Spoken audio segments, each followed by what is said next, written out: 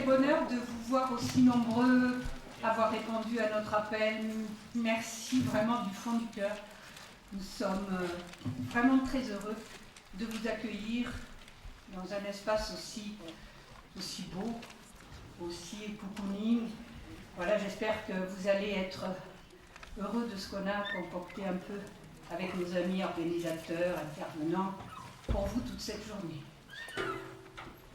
Alors, cet événement a pu se réaliser, à vous tous bien sûr ici présents, mais aussi en particulier à Monsieur le maire de Tarbes et son soutien depuis le début du projet. Il n'a pas hésité à nous dire oui, ce projet, il faut qu'il se tienne et qu'il ait lieu. Donc merci à Monsieur le maire.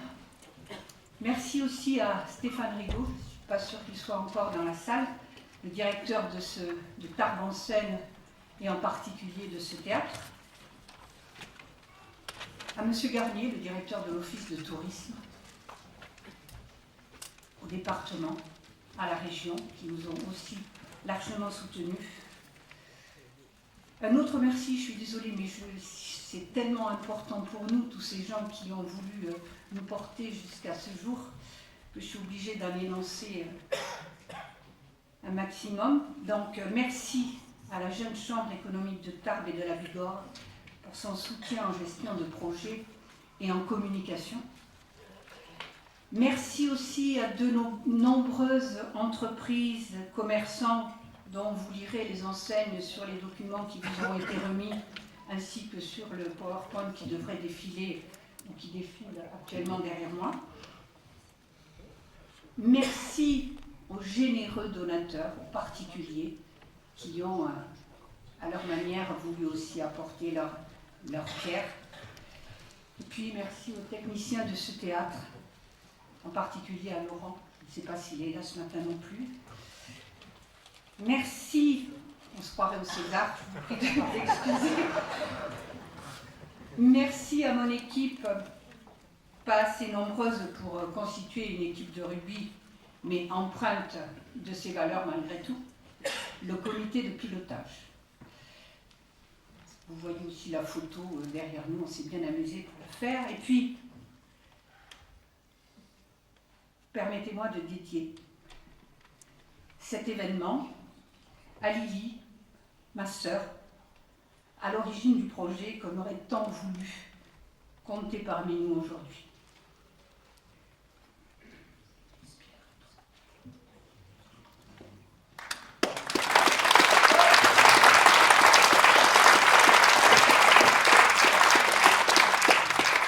Juste quelques mots pour vous donner un petit peu les clés du déroulé de la journée, donc je vais être très rapide. D'abord, nous avons choisi cette thématique en associant la culture locale, un thème d'actualité, plus que d'actualité, et puis bientôt l'outil philosophique. On a aussi emprunté à Sartre une phrase avec laquelle on peut ne pas être d'accord bien évidemment, mais il nous paraissait vraiment primordial de parler de l'autre, et je trouve qu'Alain Badiou exprime vraiment ce qu'on a voulu faire ce matin. Il écrit « Il y a une urgence d'aller voir qui est cet autre dont on nous parle, qui il est vraiment, de recueillir sa pensée, ses idées, sa vision des choses, et de l'inscrire, lui et nous-mêmes, et nous en même temps, dans une vision stratégique du dessein de l'humanité. » Et puis ça continue, et à la fin, je fais un peu slogan, mais c'est beau, je trouve ça poétique, il nous propose de faire un trajet avec l'autre, de faire ce trajet avec l'autre, et c'est ce qu'on vous propose aujourd'hui. Alors l'organisation, elle est relativement simple, mais j'y reviens un petit peu pour pas que vous vous perdiez. Donc ce matin, un petit peu plus frontal que cet après-midi, mais il y aura quand même des échanges. Intervention de M. Luc Ferry. Il y aura la possibilité de questionner M. Ferry, mais pour gagner du temps et pour gagner du temps et que ça soit plus simple, nous aurons dans les allées deux de nos amis. Vous avez dans vos petites mallettes des petits carnets avec des crayons et vous écrivez sur un papier votre question. On les ramassera et on les remettra à Fernando Cuevas, qui donnera la réplique à Luc Ferry et qui en même temps prendra en compte vos questions. Ça, c'est jusqu'à 11h30 maximum, puisqu'après nous avons donc une table ovale. Je parlais tout à l'heure de culture locale, table ovale avec des très grands noms du rugby, non seulement des gens connus en France, mais dans le monde entier, qui seront là aux côtés de Christophe Schaeffer et de passionnés du rugby, qui vont nous parler de ce merveilleux sport. Peut-être qu'il est en train de changer, ça serait dommage, et vont faire un lien entre l'Ovalie et la philosophie. À la suite de cette table ronde, la matinée se termine, donc assez tard, vers 13h. Nous aurons au foyer Luc Ferry, Christophe Schaeffer et certainement Michel Prost, célèbre rugbyman, ainsi que Madame Sophie Surillo, qui dédicaceront leur ouvrage au foyer, dans cet endroit merveilleux dans lequel vous avez peut-être pris un café. Voilà pour la matinée. Alors les consignes de la matinée, s'il vous plaît, d'éteindre bien sûr le portable, gardez vos tickets parce qu'il y aura, c'est pas du tout un contrôle, hein, mais ça pourra vous être utile, vous verrez, j'explique pas plus. Et puis vous avez à l'entrée une urne dans laquelle vous pourrez, et ça nous rendrait service, on est soucieux quand même d'avoir un retour, où vous pourrez mentionner votre satisfaction ou non de cette matinée. Et si vous restez avec nous cet après-midi, on le souhaite vivement, vous pourrez aussi remettre ce document ce soir. Alors cet après-midi, autre grand moment, à 15h, alors à midi, il y a un repas pour ceux qui ont pris leur place, et les places étaient limitées à la Halle Broban, mais pour les autres qui viennent de loin, il suffit d'aller autour de la Halle Broban. Il y a des tas d'endroits charmants et pas chers et très sympas pour prendre des tapas, puisque nous sommes quand même dans le pays des tapas. Donc vous pourrez vous restaurer. À 15h, donc là, on bascule un peu dans le côté interactif. On rentre dans ce qu'on appelle, Michel Tozzi le dirait mieux que moi, il est là, les nouvelles pratiques philosophiques.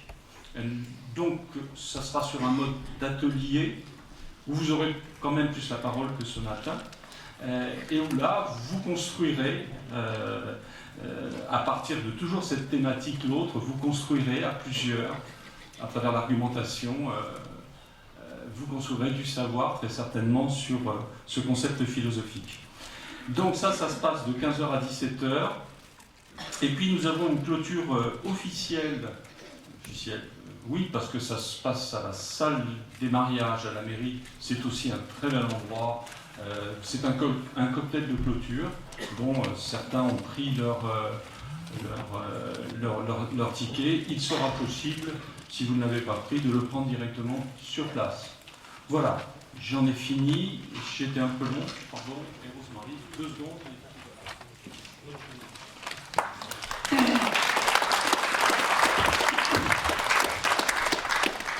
Eh bien, maintenant, à moi d'accueillir Monsieur Luc Ferry. Nous avons le grand plaisir de l'accueillir parmi nous.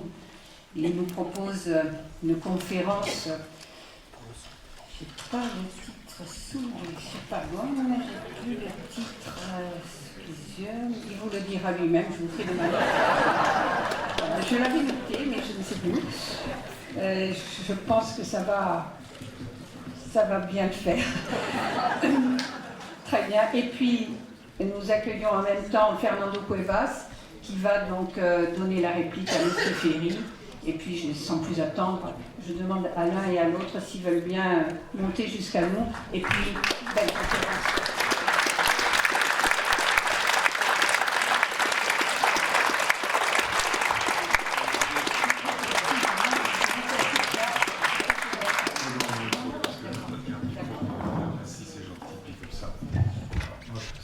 Professeur, j'aime bien avoir ma classe, y compris le fond. Oups. Voilà, un grand merci. Oui, c'est réglé pour Sarkozy, ça, si vous pouvez le mettre. Un grand merci à vous. Bon, Blague à part, je vais vous raconter une histoire qui est absolument géniale, pas au sens où nos enfants emploient le terme, mais au vrai sens du terme. C'est une histoire de créativité, d'imaginaire philosophique absolument extraordinaire, qui est l'histoire de l'humanisme. Et je voudrais vous montrer comment il y a deux humanismes différents, deux visions du monde différentes qui peuvent se réclamer toutes les deux de l'humanisme, et d'où vient cette histoire. Cette histoire, elle commence avec un mythe magnifique, qui est le mythe de Protagoras, que Platon fait raconter par Protagoras dans un dialogue célèbre qui porte le nom de ce grand sophiste, s'appelle le Protagoras. Protagoras est donc un des plus grands sophistes dans la Grèce ancienne, il a d'ailleurs vraiment existé.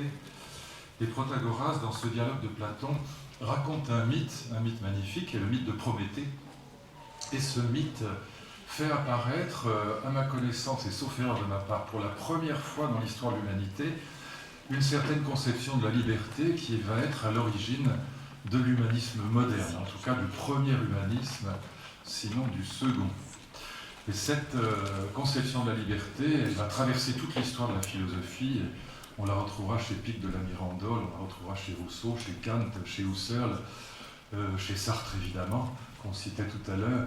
Et donc c'est par là que je vais commencer. Et puis je vous montrerai ensuite comment, sur fond de cette conception de la liberté qui apparaît dans le mythe de Prométhée, tel que Protagoras le raconte, eh bien on va avoir une histoire moderne de l'humanisme, avec un premier humanisme qui va permettre la colonisation. Et je vous montrerai pourquoi cette histoire de la colonisation a été non seulement compatible avec l'humanisme moderne, mais elle a été rendue possible par lui. Et puis un deuxième humanisme que j'appelle l'humanisme de l'amour et qui est lié à une révolution sociale, sociologique, mais aussi métaphysique tout à fait passionnante, qui est l'invention du mariage d'amour en Europe. Alors tout ça peut vous paraître un peu confus au départ, mais ça va s'éclairer dans la suite. Je regarde ma montre, non pas parce que je m'ennuie, mais pour ne pas parler trop longtemps, c'est une histoire un peu compliquée. Le mythe de Prométhée, d'abord tel que le raconte Protagoras dans ce dialogue de Platon. De quoi s'agit-il?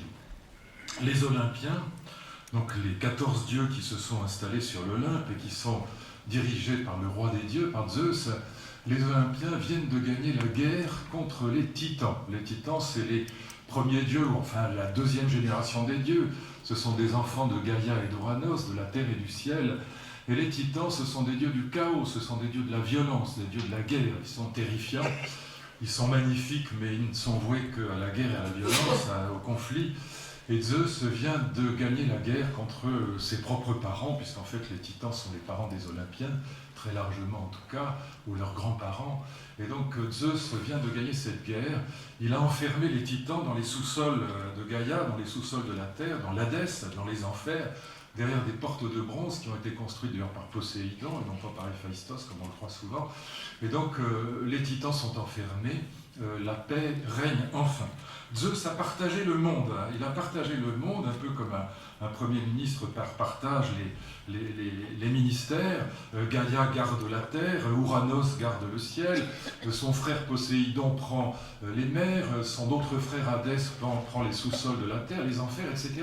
Et donc il a créé ce que les Grecs appellent un cosmos. Cosmos, ça donnera cosmétique par exemple en français. Cosmos, c'est l'idée d'un ordre harmonieux, juste, beau et bon, bien partagé, paisible. Les Grecs avaient cette idée, on trouve ça par exemple chez les stoïciens, les Grecs avaient cette idée que le cosmos est comme un organisme vivant. Il est à l'image de ce que voit un biologiste, un médecin, quand il ouvre le ventre d'un lapin ou d'une souris et qu'il aperçoit quelque chose de merveilleusement organisé. Chaque organe est bien à sa place, tout est harmonieux, tout est bien fait, 1000 fois mieux fait que les machines humaines. Et donc pour les Grecs, le cosmos était à l'image d'un organisme vivant. Et c'est ce que Zeus vient d'instaurer. Le monde, l'univers, le cosmos est donc parfaitement paisible. Mais comme vous le savez, rien n'est plus ennuyeux que la paix au bout d'un certain temps. Il ne se passe rien. Plus rien ne bouge. Il n'y a plus d'histoire, il n'y a plus de vie. Et Zeus a l'idée, pour redonner de la vie au monde et pour que ses frères et sœurs ne s'ennuient pas sur l'Olympe, il a l'idée de demander à Prométhée de créer les mortels. si on crée les mortels, les humains et les animaux, eh bien, la vie va revenir, il y aura à nouveau de l'histoire, il y aura à nouveau quelque chose qui se passe. Les dieux pourront s'amuser avec les mortels, ils pourront tomber amoureux, ils pourront coucher avec eux, ils pourront faire des guerres, ils pourront... Bref, un peu comme des enfants jouent avec une fourmilière, les dieux n'aiment pas beaucoup les humains, les dieux grecs en tout cas, mais les humains les amusent, les distraient. Et donc Zeus s'appelle Prométhée. Prométhée est le fils d'un titan, il est le fils de Japet, mais Japet est un titan qui a finalement s'est rallié à Zeus, donc Zeus ne le déteste pas pendant cette guerre, et donc Zeus demande à Prométhée de créer les mortels. Prométhée a un frère qui s'appelle Épiméthée. Ces noms, comme pratiquement tous les noms grecs, ont un sens. Prométhée, c'est celui qui pense en avant, c'est celui qui a toujours un coup d'avance comme aux échecs sur les autres. Prométhée, c'est l'intelligent de la famille. Épiméthée, c'est celui qui a toujours l'esprit d'escalier, comme on dit si bien en français. L'esprit d'escalier, vous savez ce que c'est? C'est qu'on trouve l'idée quand on a fermé la porte et qu'on est déjà dans l'escalier, c'est trop tard. Eh bien, Épiméthée, c'est celui qui pense après coup, c'est l'idiot de la famille.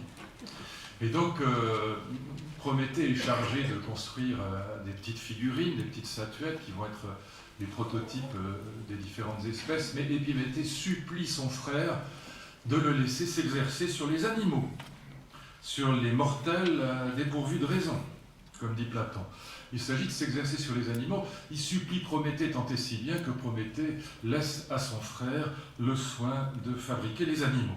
Et que fait Épiméthée pour fabriquer les animaux? Et gardez bien ça en tête parce que ça va commencer à devenir sérieux. Il y a 3 éléments. Gardez-les en tête parce que l'humanisme moderne va se construire contre ces 3 éléments. Et l'idée de liberté va apparaître chez Protagoras contre ces 3 éléments qui vont caractériser le règne animal. Premièrement, Épiméthée fabrique lui aussi des petites figurines, des petites statuettes en argile avec de l'eau et puis les fait sécher avec du feu. Il construit ces petites statuettes et ces statuettes sont les archétypes de chaque espèce, les modèles, si vous voulez, de chaque espèce. Il y a donc une statuette du chat, de la souris, de la tortue, du renard, etc., de l'ours, des oiseaux, des poissons. Et donc chacun a son archétype, chaque espèce a son programme, si vous voulez, on dirait aujourd'hui. Et puis deuxième élément, Épiméthée va attribuer à chaque espèce animale une place dans le cosmos. Les poissons sont dans l'eau, les oiseaux sont dans le ciel, les mammifères sur la terre, etc. Il y a des mammifères qui seront dans des régions froides, d'autres dans des régions chaudes. Et donc chacun aura sa place. Donc gardez bien en tête, chacun a son archétype, chacun a sa place dans le monde. Archétype, place. Et puis, archétype, ça veut dire aussi un programme. Par exemple, l'abeille, elle a dans son archétype comme programme de fabriquer du miel. Le chat, il a dans son archétype comme programme, on dirait comme logiciel aujourd'hui, de courir après les souris, etc. Et donc chaque animal a son archétype qui est en même temps le logiciel de son espèce, son instinct naturel, si vous préférez. Et puis troisième élément, et c'est peut-être le plus important, Épiméthée va donner à chaque espèce animale des dons particuliers, des griffes aux uns, des ailes aux autres, des nageoires. Le but de cette dotation, pourquoi donner des dons aux animaux? Le but de cette dotation, c'est de faire en sorte qu'on parvienne à créer donc, ce que les Grecs appellent un cosmos, ce que nous appellerions aujourd'hui un écosystème bien organisé, c'est-à-dire que toutes ces espèces soient compatibles entre elles, de telle sorte qu'elles puissent survivre harmonieusement entre elles, sans se dévorer les unes des autres. Par exemple, pour la tortue, qui comme chacun sait n'est pas un animal très rapide, eh bien on va lui mettre une belle carapace pour la protéger du renard. Pour le lapin, qui lui aussi est un petit animal qui n'a ni aile, ni nageoire, ni griffes, qui ne grimpe pas aux arbres, eh bien, on va lui permettre de courir très vite à ce lapin et puis de fabriquer des terriers pour se protéger aussi des prédateurs, etc. Pour les animaux qui vivent dans des régions froides, mettons l'ours blanc, eh bien, on va lui donner une belle fourrure. Pour les petits oiseaux, pour qu'ils échappent aux chats et aux félins, aux prédateurs, eh bien, on va leur donner des ailes pour qu'ils puissent échapper aux prédateurs, etc. Et donc, il construit un système où chacun est bien doté de telle manière que les espèces soient équilibrées entre elles. Et c'est ce que décrit Platon, Protagoras dans le dialogue de Platon. Je vous lis le texte parce qu'il est quand même, il est magnifique, et vous verrez que je n'invente rien. En tout, la distribution consistait de la part de Prométhée à égaliser les chances. Et dans tout ce qu'il imaginait, il prenait ses précautions pour éviter qu'aucune race ne s'éteignît. Il habillait les uns d'une épaisse fourrure ou encore de solides carapaces, propres à les protéger contre le froid, mais capables également d'en faire autant contre les brûlantes chaleurs. Sans compter que quand ils iraient se coucher, cela constituerait aussi une couverture, chacun ayant la sienne propre, puisqu'elle ferait naturellement partie de lui-même. Il chaussait telle race de sabots de corne, telle autre de griffes des solides dépourvus de sang, ensuite de quoi il choisissait des aliments différents pour les différentes races. Pour certains, l'herbe qui pousse de la terre, pour d'autres les fruits et des arbres, pour d'autres les racines. Il y en a auxquels il a accordé que leurs aliments fussent la chair des autres animaux, mais il leur attribuait une fécondité restreinte, tandis qu'il attribuait une abondante fécondité à ceux qui se dépeuplaient ainsi, et par là, il assurait la sauvegarde de leur espèce. Vous voyez, un écosystème parfaitement équilibré. Et donc Épiméthée, on dit que c'est l'idiot de la famille, mais il a fait un très beau travail. Prométhée vient pour examiner le travail de son frère, et Prométhée est désespéré, accablé par la bêtise d'Épiméthée. Pourquoi? Et tout commence là, toute l'histoire de l'humanisme part de là, de cette idée de liberté qui va apparaître dans 2 secondes. Prométhée est consterné parce qu'il ne reste plus rien pour les humains. Épiméthée a tout dépensé. Il a donné archétypes, place et dons aux animaux, mais il ne reste plus rien pour les humains. Ils n'ont ni archétype, ni place, ni dotation particulière. Pas de griffes, pas de nageoires. Le petit humain, il naît tout nu, il n'a pas de fourrure, il n'a pas de carapace. Pendant des années, il est incapable de se nourrir lui-même, mais même pendant 2 ans ou 1 an, en tout cas, il ne marche même pas. Sans ses parents, il meurt tout de suite. Il reste volontiers à la maison jusqu'à 25 ans aujourd'hui, mais enfin, c'est une autre affaire.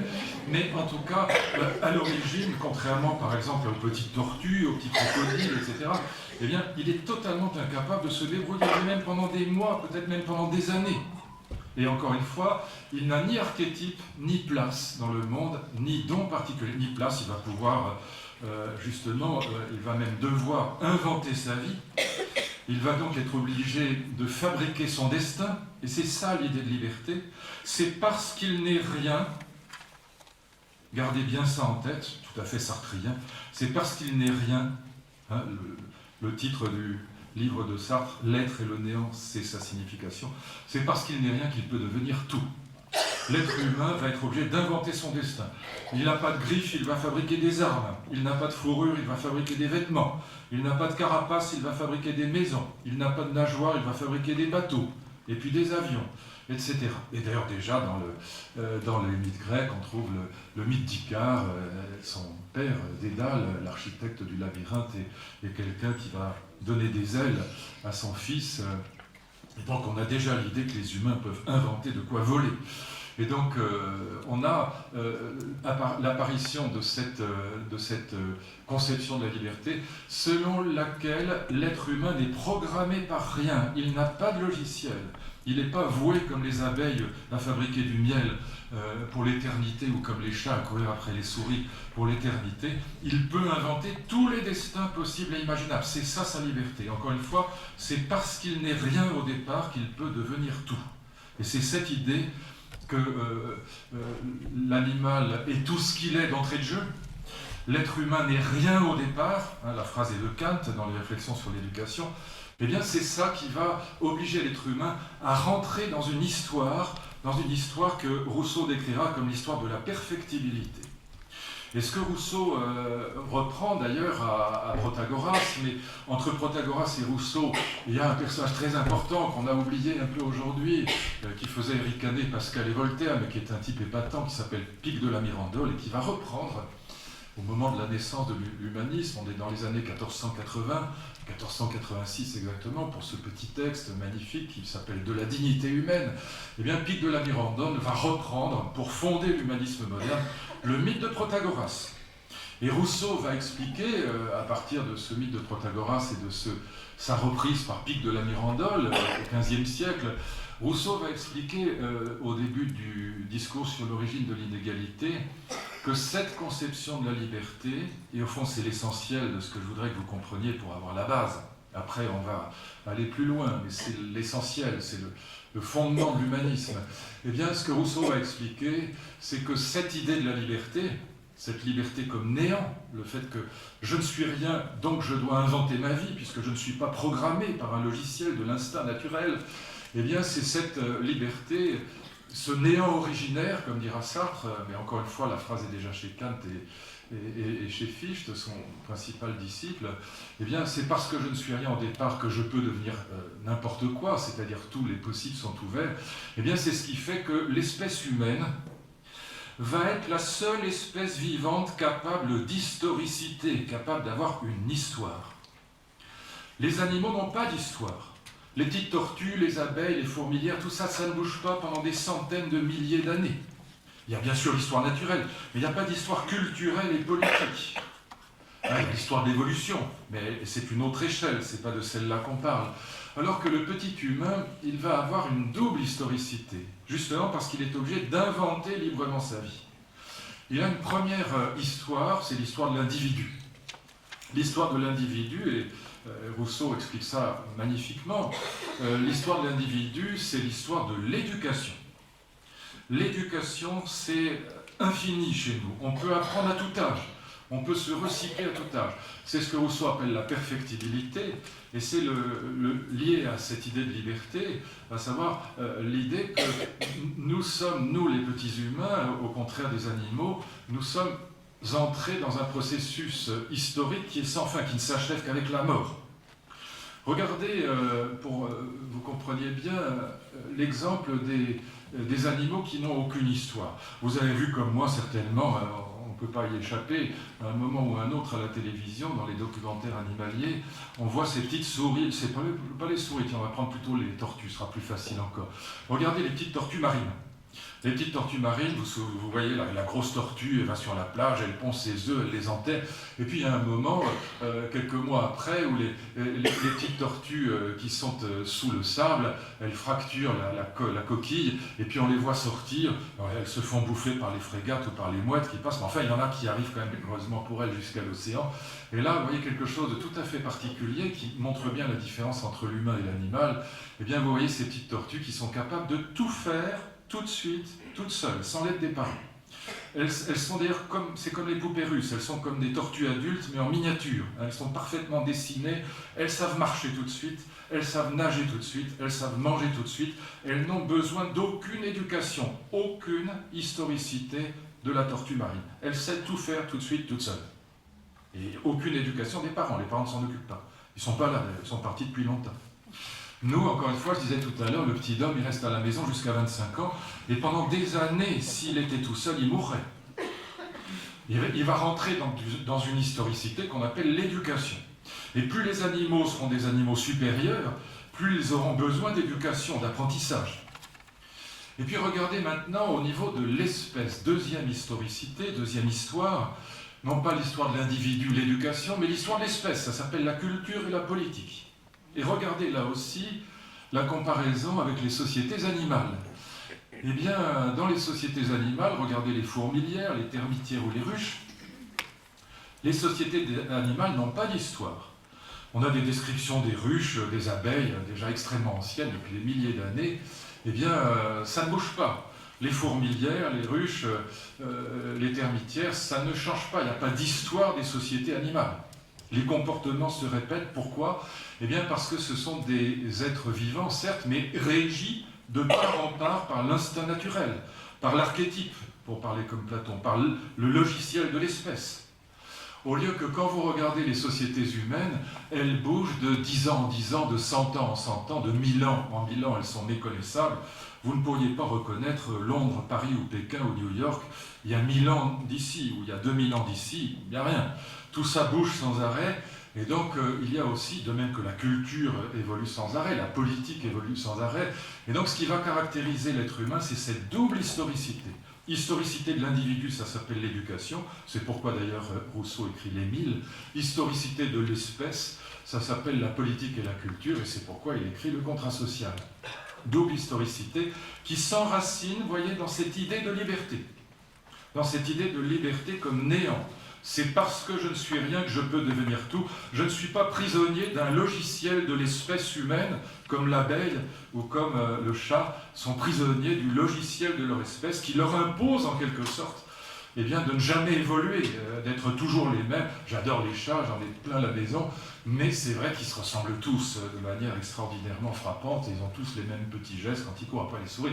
Il se trouve que j'aime aussi les souris, donc j'ai passé ma vie à retirer les souris des griffes des chats, mais néanmoins, je vois, ils sont tous semblables, et même quand ils sont en appartement, qu'ils sont nés en appartement, dès qu'ils voient une petite chose qui bouge, un papillon, une mouche, une souris a fortiori, vous les voyez qui commencent à jouer, et toujours de la même façon, c'est les mêmes gestes, c'est les mêmes passions, les mêmes manières de s'arrêter. Ça ne bouge pas, les sociétés animales, les comportements animaux ne bougent pas parce qu'ils sont régis par la nature. On peut en déduire la loi suivante: plus un être vivant est programmé par son instinct naturel, moins il a d'historicité. C'est la naissance de l'humanisme. Alors, je vous lis le petit texte de Pic de la Mirandole, parce que vous voyez que c'est exactement le clone, la copie conforme du texte de Protagoras. Dieu, sauf que ça n'est pas Épiméthée et Prométhée qui sont chargés par Zeus de fabriquer les mortels, les animaux et les hommes. C'est Dieu lui-même qui est pris pour cible, si je puis dire, par Pic de la Mirandole. Donc, dans ce petit texte que je vous conseille de lire, qui est formidable, s'appelle « De la dignité humaine », discours sur la dignité humaine. Je pourrais vous raconter l'histoire de ce texte et le projet de Pic de la Mirandole, qui était un jeune homme extraordinaire, qui, lorsqu'il écrit ce texte, il a 25 ans, et il parle toutes les langues d'Europe, il lit évidemment le grec et le latin aussi bien que l'italien ou le français, l'hébreu, l'araméen, un jeune homme extraordinairement cultivé, et il a ce projet fou de rassembler tout ce qui compte en Europe, de théologiens, de philosophes, de savants, et pour rassembler ces savants, ces grands esprits d'Europe, il leur envoie il écrit un petit texte qui est justement ce discours sur la dignité humaine. Et le thème de ce discours est le suivant: qu'est-ce qui explique la grandeur de l'humain? Et qu'est-ce qui explique la grandeur de l'humain qui est plus grand, dit Pic de la Mirandole, que les animaux, bien sûr, mais aussi que les anges? Parce que les malheureux anges, ils ne peuvent faire que le bien. Tandis que l'être humain, parce qu'il est libre, il peut choisir entre le bien et le mal. C'est un être moral.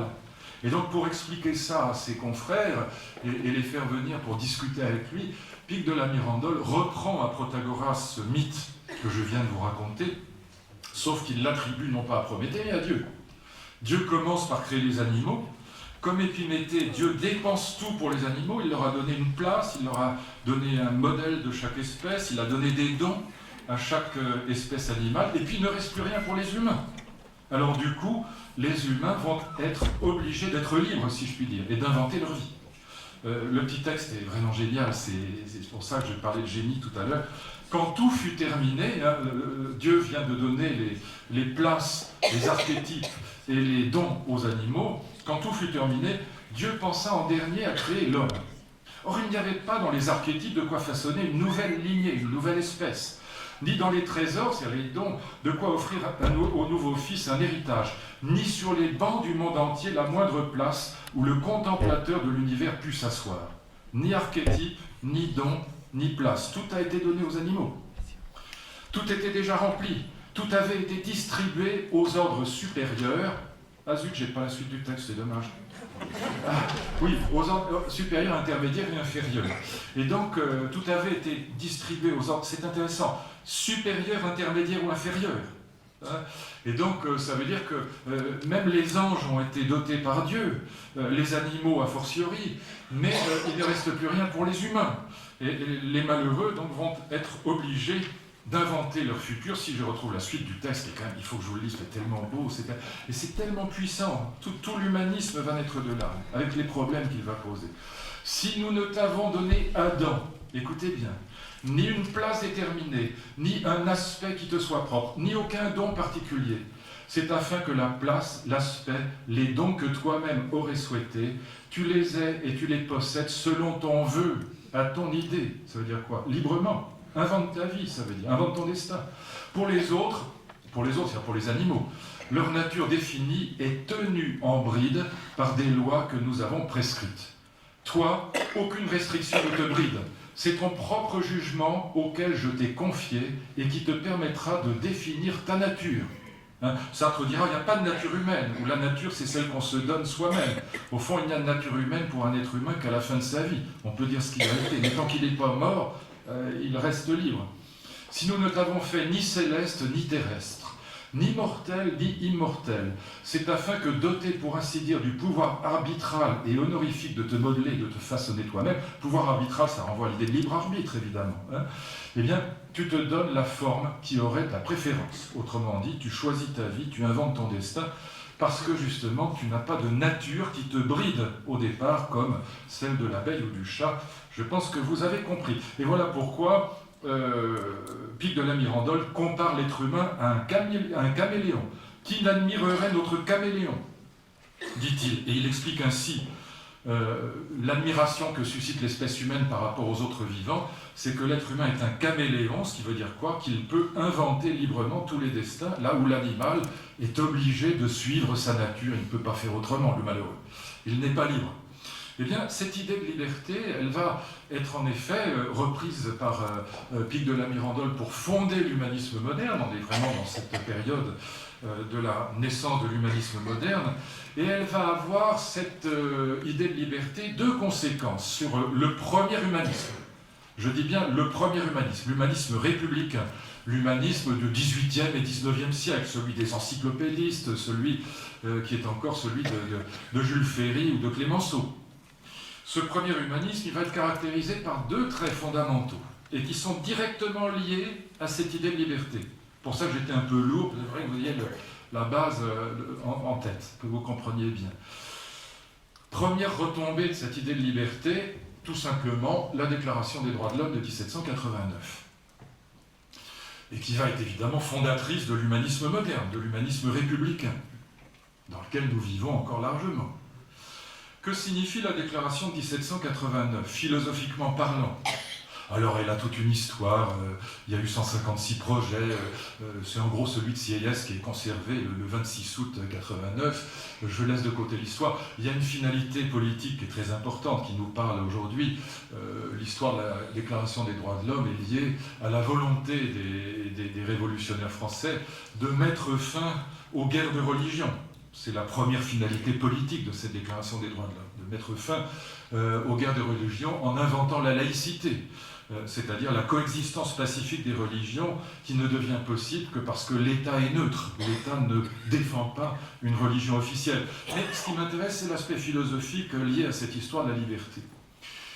Donc je laisse de côté les autres aspects qui sont très intéressants, mais qui n'entrent pas dans le propos d'aujourd'hui. Qu'est-ce que c'est que cette Déclaration des droits de l'homme? Que dit-elle philosophiquement? Elle dit ceci, c'est que l'être humain mérite d'être respecté, l'être humain mérite d'être protégé par cette déclaration même. L'être humain mérite d'être protégé, abstraction faite, et le mot abstrait est important, abstraction faite de tous ses enracinements dans une communauté, dans un communautarisme. Abstraction faite de votre couleur de peau, abstraction faite de votre religion, abstraction faite de votre culture, de votre langue, et même de votre patrie, de votre nation. L'être humain nu, si je puis dire, l'être humain abstraction faite de tous ses enracinements dans des communautés linguistiques, ethniques, culturelles, patriotiques. L'être humain nu mérite d'être protégé, même la patride. C'est ça que ça signifie. Et ça signifie quelque chose qui est directement lié à l'idée de liberté que je viens de vous exposer, c'est que l'être humain est capable, à la différence des animaux, de s'abstraire de tous les enracinements dans une nature quelle qu'elle soit. Hein, ce qui fera dire à Sartre qu'il n'y a pas de nature humaine. Et à Simone de Beauvoir, il n'y a pas de nature de la femme. La femme n'est pas vouée de toute éternité à avoir des enfants, aller à l'église et être rivée au fourneau. Kinder, Küche, Kesche, en allemand pour les bons protestants, la femme est un homme comme les autres, comme dira Simone de Beauvoir, parce qu'il n'y a pas de nature féminine particulière, ou plus exactement, bien sûr qu'il y a une biologie de l'homme et de la femme qui n'est pas la même, mais la liberté consiste à être capable de faire abstraction de tous ces enracinements communautaires, naturels. C'est pas parce qu'on a une nature qu'on n'est pas libre. Et d'ailleurs, c'est ce que Sartre comprendra de manière intelligente en faisant une distinction que je vous donne tout de suite, parce que sinon, on se dit, mais attends, tout ça, très abstrait, très idéaliste. Bon, non, Sartre faisait une distinction tout à fait dans le style de Kant et de Rousseau, mais Sartre était un très mauvais historien de la philosophie, donc il ne savait pas trop qui reprenait Rousseau ou Kant. À cette époque-là, on n'était pas forcément passionné d'histoire de la philosophie, ou assez peu, et donc il a le sentiment d'inventer quelque chose de très nouveau, alors qu'il découvre l'Amérique. Tout ça est déjà dans le pic de la Mirandole, chez Rousseau et chez Kant évidemment, mais l'idée est la suivante, c'est qu'il faut faire une distinction, comprenez bien ça, c'est très important pour comprendre cette idée de liberté, entre situation et détermination. Bien sûr, j'ai toujours une situation de départ. Je nais homme ou femme, ça n'est pas la même chose. Moi, je ne peux pas avoir d'enfant. Enfin, je peux en avoir, mais pas comme les femmes. Et pas au même sens, et pas avec les mêmes implications biologiques, psychologiques. Et donc j'ai une situation, je suis homme ou femme, je suis né en France, ma langue maternelle c'est le français, et même si j'ai appris l'allemand et l'anglais, et j'ai fait mes études en Allemagne, ma langue maternelle restera éternellement le français. Je suis né au XXe siècle, en 1951, tout ça a du sens, juste après la guerre. J'ai eu tel et tel parent, tel et tel milieu familial. Mes parents n'ont pas fait d'études, ils ont voulu que j'en fasse, et des études qui ne servent à rien. Le grec, le latin, l'allemand, la philo, tout ça, parce qu'eux n'avaient pas fait d'études, tout ça m'a déterminé d'une certaine manière. Mais en même temps, c'est la situation, ça n'est pas la détermination, justement. J'aurais pas dû employer le mot déterminé. C'est la situation de départ, mais la liberté n'est pas rognée par la situation de départ. La liberté s'exerce par rapport à cette situation de départ. Il est clair que je cours moins vite qu'un guépard et que je saute moins haut qu'un kangourou. Mais est-ce que je suis moins libre pour autant que le guépard ou le kangourou? Évidemment non. Et c'est pas parce que je ne peux pas avoir d'enfant comme une femme que je suis moins libre qu'une femme, et réciproquement pour les femmes par rapport aux hommes. Et donc la liberté s'exerce par rapport à une situation. Nous avons tous une situation de départ, mais cette situation n'est pas forcément déterminante pour autant. Et la Déclaration des droits de l'homme, elle dit ceci. Nous avons tous des enracinements communautaires, nous sommes tous dans une situation. J'ai une langue, j'ai une famille, j'ai un milieu social, je suis homme, je suis femme, je suis noir, je suis blanc, je suis jaune. Tout ça est une situation. Mais le propre de l'humain, c'est d'être capable de faire abstraction, de s'arracher à toutes les situations pour les mettre en perspective. C'est ce que dira Rabot-Saint-Étienne, l'un des plus grands révolutionnaires français. Au fond, sa phrase résume tout. Notre histoire n'est pas notre code. Thème révolutionnaire majeur. Notre histoire n'est pas notre code, et j'ajouterais notre nature n'est pas notre code. C'est ça l'idée de liberté moderne.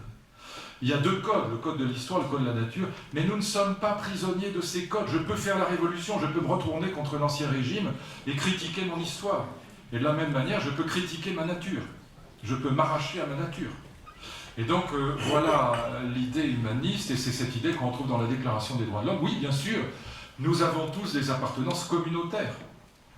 Y compris, on peut être dans un club de foot ou être motard et faire les signes de reconnaissance de la communauté des motards. On peut être dans une association.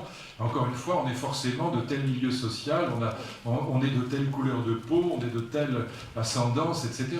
Nous sommes tous dans des communautés, on est enracinés dans des communautés. Mais ça ne rogne pas notre liberté. Et l'idée de la Déclaration des droits de l'homme, c'est l'idée de ce que Claude Lefort appelait l'humanisme abstrait.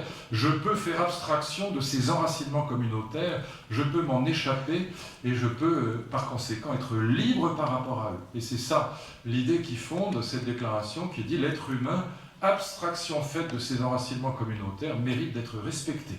C'est ce que les romantiques et les premiers romantiques, depuis Joseph de Maistre jusqu'à Bonald, et les romantiques allemands évidemment, critiqueront.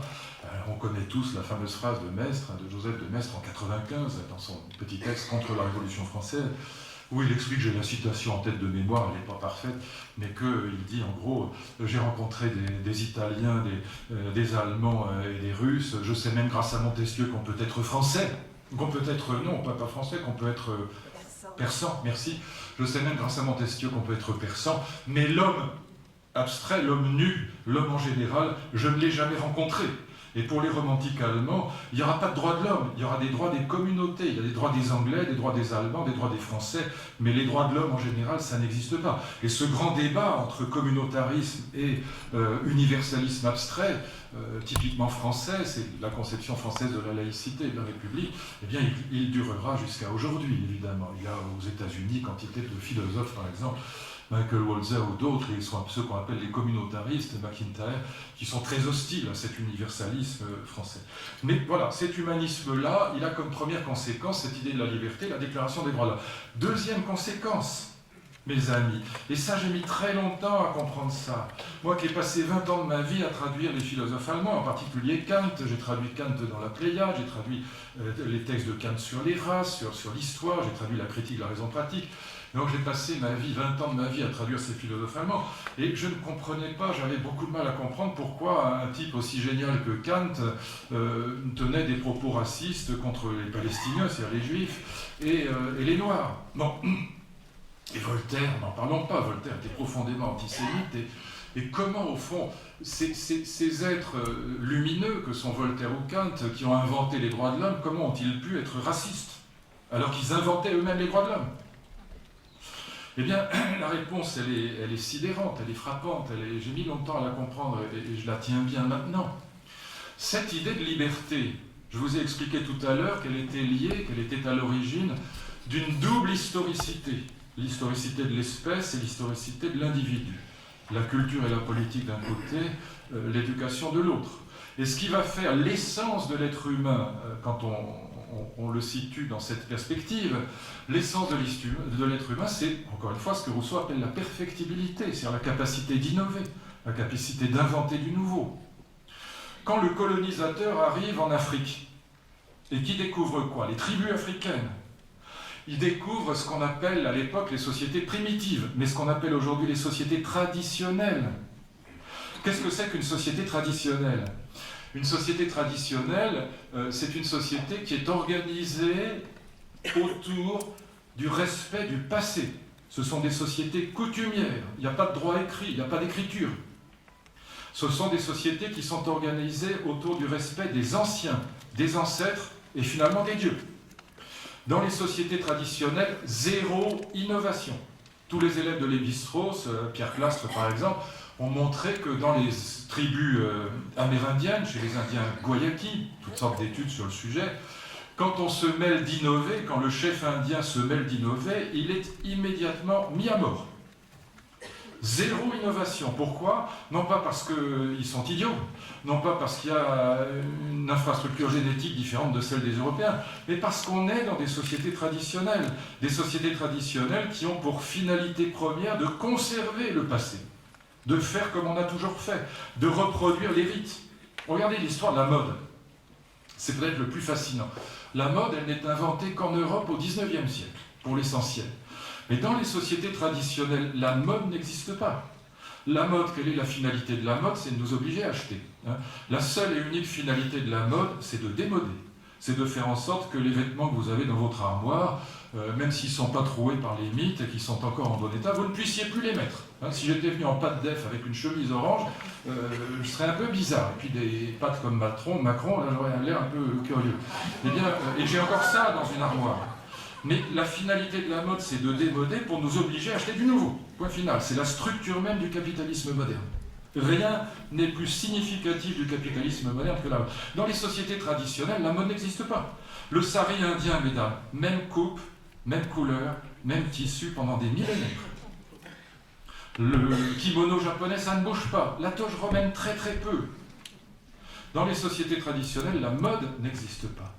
Et donc ce qui va caractériser les sociétés modernes, l'humanisme moderne, qui est lié à la révolution industrielle très rapidement, en plus de la déclaration des droits de l'homme, c'est cette passion pour la perfectibilité, c'est-à-dire pour l'innovation. Le changement, c'est maintenant. Est-ce que vous imaginez un président de la République qui se présenterait à la prochaine élection en disant « Je vous assure, je ne changerai rien, même Chirac n'y arriverait pas ». Et donc on a là, au contraire, l'idée qu'on va réformer. Peut-être même faire la révolution. Le changement, c'est maintenant. Et donc, au contraire, dans une société amérindienne, comme je vous le disais un instant, c'est ce que montre très bien Pierre Clastre dans ses travaux sur les Amérindiens, donc un des plus grands représentants de l'école Lévi-Strauss, un disciple de Lévi-Strauss, eh bien, le chef indien qui se mêle d'innover est mis à mort. On doit faire comme on a toujours fait. Société coutumière, pas société d'innovation. D'accord? Alors, quand le colonisateur arrive en Afrique, il n'est pas forcément très subtil, il n'a pas lu Lévi-Strauss, qui n'était pas né. Et donc quand on colonise l'Afrique, qu'est-ce qu'il découvre le colonisateur? Il découvre des sociétés dont il pense qu'elles sont primitives parce qu'elles n'innovent pas. Pas d'écriture, pas d'innovation, pas de technique, pas de science. Et donc il se dit, mais au fond, ces êtres primitifs, ils sont peut-être plus proches des animaux que des humains. Parce que comme les sociétés d'abeilles, comme les sociétés de fourmis, ou comme les sociétés de termites, on a là des tribus qui n'innovent pas, qui ne changent pas. Elles semblent régies par la nature. Vous voyez l'idée?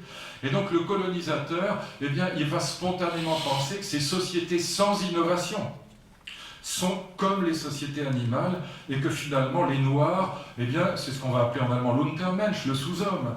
Eh bien, le noir, il est un intermédiaire entre l'animal et l'humain. Et donc on va l'élever. Et là, vous aurez deux sens du mot élever. Élever comme élevage, et on en fera un esclave, ou élever comme on va élever un enfant, nos ancêtres les Gaulois. Je vais vite, mais voyez comme c'est crucial. Et voilà pourquoi le premier humanisme, l'humanisme colonisateur, va s'accommoder, bien qu'il soit à l'origine de la Déclaration des droits de l'homme, il va s'accommoder de ce qu'on appelle le racisme colonial. Et mon ancêtre, Jules Ferry, va être le plus grand, et regardez comme c'est vraiment très profond, c'est extrêmement passionnant en termes d'histoire de la philosophie. Jules Ferry est à la fois, comme Paul Bert d'ailleurs, combien il y a d'écoles Paul Bert et déjà d'écoles Jules Ferry en France, Jules Ferry est à la fois le grand éducateur et le grand colonisateur. Grand éducateur, grand colonisateur, parce qu'on va élever ces malheureux Untermenschen, ces malheureux sous-hommes. On va essayer d'en faire quelque chose. Bon, on va quand même les utiliser. Et je vous lis, alors ce qui est vraiment formidable, c'est la polémique entre Ferry et Clémenceau, en juillet 85, à la Chambre, sur cette question, directement liée à cette histoire de liberté et de l'humanisme. Donc voyez le paradoxe, c'est ça qui est très difficile à comprendre. Ces types, comme Jules Ferry, sont à la fois les héritiers de ceux qui ont inventé la Déclaration des droits de l'homme, ce sont des républicains, et sont des gens bien, et en même temps colonisateurs. Voyez, et c'est parce que sur fond de cette idée de liberté, eh bien, ces peuples sans histoire et sans écriture leur apparaissent comme sous-humains, infra-humains, intermédiaires entre l'animal et l'homme. Voilà le texte de Jules Ferry à la Chambre, une époque où on causait encore le français à l'Assemblée nationale. Messieurs, il faut parler haut et fort, et plus vrai. Il faut dire ouvertement qu'en effet, les races supérieures ont un droit vis-à-vis des races inférieures. Je répète qu'il y a pour les races supérieures un droit, parce qu'il y a un devoir pour elles. Elles ont le devoir de civiliser les races inférieures. Je soutiens que les nations européennes s'acquittent avec largeur, grandeur et honnêteté de ce devoir supérieur de civilisation vis-à-vis des races inférieures. Voilà le discours de Jules Ferry. Et je rappelle que Paul Bert, c'est d'ailleurs très curieux qu'on y a encore autant d'écoles Paul Bert aujourd'hui, personne, c'est l'inculture contemporaine, mais ça veut dire que la gauche n'a pas encore compris qui était Paul Bert. Mais Paul Bert faisait partie de la Société d'anthropométrie de Paris, et il était mais totalement raciste. Hein. J'ai là des textes de Paul Bert sous les yeux. Les blancs sont beaucoup plus intelligents que les jaunes, qui eux-mêmes sont beaucoup plus intelligents que les noirs. Bon, ça c'est Paul Bert, et on a encore les écoles partout. Et quand Hollande arrive à l'Élysée, la première chose qu'il fait, c'est d'aller se recueillir sur la tombe de Jules Ferry. Et je lui dis, mais prenez Jean Zay, pas Jules Ferry. Jules Ferry, c'est le grand colonisateur. Alors vous me direz, mais oui, bien sûr, facile de dire ça aujourd'hui, parce que c'est l'illusion rétrospective, c'est l'anachronisme par excellence. On reproche à Jules Ferry ou à Paul Bert d'avoir été raciste, mais c'était l'époque. Pas du tout, c'est pas vrai, il faut arrêter de dire des bêtises quand on ne connaît pas l'histoire. Non, c'est pas vrai. À l'époque, il y a ceux qu'on appelle les philanthropes qui se révoltent contre la colonisation au nom des droits de l'homme. Et puis il y a Clémenceau. Et Clémenceau est un républicain comme Jules Ferry. Et Clémenceau intervient à la Chambre, lui aussi en juillet 85, pour répondre au texte, au discours de Jules Ferry. Il intervient à la Chambre, il va intervenir tant et si... J'adore Clémenceau. Et alors, Clémenceau intervient 3 jours après Ferry, et il va faire chuter le cabinet Ferry. Et il fait chuter le cabinet Ferry sur cette question avec le discours que je vais vous lire maintenant, et qui est absolument génial, au sens propre du terme, là aussi. Il cite Ferry, le texte que je viens de vous lire, hein, sur les races inférieures et races supérieures. Voici en propre terme la thèse de M. Ferry. Et l'on voit le gouvernement français exerçant son droit sur les races inférieures en allant guerroyer contre elles et les convertissant de force aux bienfaits de la civilisation. Race supérieure, race inférieure, c'est bientôt dit. Pour ma part, j'en rabats singulièrement depuis que j'ai vu les savants allemands démontrer scientifiquement que la France devait être vaincue par la guerre franco-allemande parce que le français est une race inférieure à l'allemand. Depuis, je l'avoue, j'y regarde à 2 fois avant de me tourner vers un homme et vers une civilisation et de prononcer homme ou civilisation inférieure. Regardez l'histoire de la conquête de ces peuples que vous dites barbares, et vous y verrez la violence, tous les crimes déchaînés, l'oppression, le sang coulant à flot, le faible opprimé, tyrannisé par le vainqueur. Voilà l'histoire de votre civilisation. Combien de crimes atroces, effroyables ont été commis au nom de la justice et de la civilisation. Et c'est un pareil système que vous essayez de justifier dans la patrie des droits de l'homme. Incroyable ce texte. 85. Donc ne dites pas, c'est comme ça que tout le monde pensait à l'époque, ça n'est pas vrai. Il y avait tout le groupe des philosophes, et des philanthropes et des républicains disciples de Clémenceau qui, d'ailleurs, encore une fois, fait tomber le cabinet Ferry. Donc ça veut bien dire qu'il y a une opposition philanthropique. Mais n'essayons pas de revêtir la violence du nom hypocrite de civilisation. Hein, belle réponse, ça fait. Ne parlons pas de droit et de devoir. La conquête que vous préconisez, c'est l'abus pur et simple de la force que donne la civilisation scientifique sur des civilisations encore rudimentaires pour s'approprier l'homme, le torturer, en extraire toute la force qui est en lui au profit du prétendu civilisateur. Ce n'est pas le droit, c'en est la négation. Parler à ce propos de civilisation, c'est joindre l'hypocrisie à la violence. Pas mal, hein, grandiose même. Voilà. Et donc c'est 3 jours après le discours de Ferry. Et donc là, vous voyez comment cette idée de liberté, qui est grandiose, que j'aime, que je l'approuve, que j'adopte, elle a un effet pervers possible, qui est de rejeter un regard sur les sociétés traditionnelles, qui était un regard du racisme colonial. Et c'est ce qui s'est passé, évidemment. Et ça explique cette contradiction apparemment insoluble et incompréhensible, à la fois de gens remarquables, comme Jules Ferry, qui est un homme par ailleurs remarquable, qui est un très grand esprit, qui va en effet fonder cette école républicaine ouverte à tous, qui est quand même une création magnifique. Et en même temps, colonisateur du Tonkin et du Maghreb. Vous voyez ? Et ça ne s'explique que par une idée de liberté qui est mal comprise, et par le fait que cette idée de liberté peut produire des effets pervers si on la maîtrise mal. D'où l'idée que j'ai, et c'est ce que je vous raconte pour terminer, que nous allons voir apparaître au moment en gros de la décolonisation, avec l'après-guerre et ces luttes anti-impérialistes, nous allons voir apparaître, mais c'est bien plus ancien, vous allez voir pourquoi, ce que j'appelle un deuxième humanisme. Un humanisme de l'amour et de la décolonisation et du souci de l'autre, dans lequel nous sommes aujourd'hui plongés, et qui n'est plus l'humanisme républicain de mon ami Henri Guénaud ou de Jean-Pierre Chevènement, qui sont encore dans cet humanisme première version, hein, qui a ses vertus, et quand vous regardez par exemple à l'Assemblée nationale, encore aujourd'hui, chaque fois qu'il y a des débats sur l'Algérie, évidemment vous avez les républicains traditionnels, je viens d'en citer 2 noms, qui disent mais tout de même on a fait beaucoup de bonnes choses dans la colonisation, ce qui d'ailleurs est en partie vrai. On a créé des administrations, on a créé des routes, on a créé des entreprises. Bon. Et donc voilà, il y a toujours ce débat. Mais le deuxième humanisme, il est lié pour moi à un événement majeur qui est l'invention du mariage d'amour en Europe. Et je pense que l'invention du mariage d'amour en Europe est un événement philosophique et pas simplement social et politique absolument majeur. Et que cet événement majeur, il a des ramifications sans fin dans nos existences d'aujourd'hui, et que je regrette que les intellectuels, les philosophes ne se soient pas intéressés davantage à cette révolution de l'amour, comme je l'appelle, qui a été mise au jour par les historiens pour l'essentiel, et notamment par l'un d'entre eux, pour qui j'ai une très grande admiration, qui est mort aujourd'hui, Philippe Ariès, qui écrit un livre pionnier, un livre magnifique qui s'appelle « L'enfant et la famille sous l'Ancien Régime ». Et c'est la première fois dans l'histoire de l'histoire, dans l'histoire de l'historiographie, eh bien, qu'on voit un historien qui s'intéresse à l'histoire de la vie privée. Très intéressant. Avant, on s'intéressait à l'histoire des batailles, des grands hommes, à l'histoire culturelle, à l'histoire de l'art, à toute l'histoire économique, toutes les formes d'histoire que vous voudrez, mais on ne s'intéressait pas à l'histoire de la vie privée. Comment on vivait dans les temps anciens, qu'est-ce qu'on mangeait, comment on mourait, comment on se mariait, comment on élevait les enfants, comment on faisait la fête. Tout ça était hors champ de l'histoire. Et c'est Philippe Ariès qui invente justement ce qu'on va appeler pour cette raison la nouvelle histoire, ou l'histoire des mentalités. l'histoire de la vie privée dans les temps anciens. Et Ariès va écrire 2 livres absolument fascinants, l'un sur la mort, comment on mourrait. Si vous m'aurez invité l'année prochaine, je vous le raconterai, c'est absolument merveilleux. Et c'est plein d'enseignements. La façon dont on mourait au Moyen-Âge est complètement différente d'aujourd'hui. Et puis, un sur le mariage d'amour, sur l'invention du mariage d'amour. Et au fond, ce que Ariès... Alors, depuis, évidemment, quantité d'historiens se sont intéressés à cette question. Les médiévistes, Jean-Louis Flandrin. Le meilleur livre, c'est le plus savant, c'est le livre d'Edward Shorter, qui s'appelle « La naissance de la famille moderne ». Mais si vous avez envie de gagner du temps, lisez le petit livre de mon vieil ami, malheureusement lui aussi mort aujourd'hui, François Lebrun, « La vie conjugale sous l'Ancien Régime ». Tout petit livre, mais magnifique.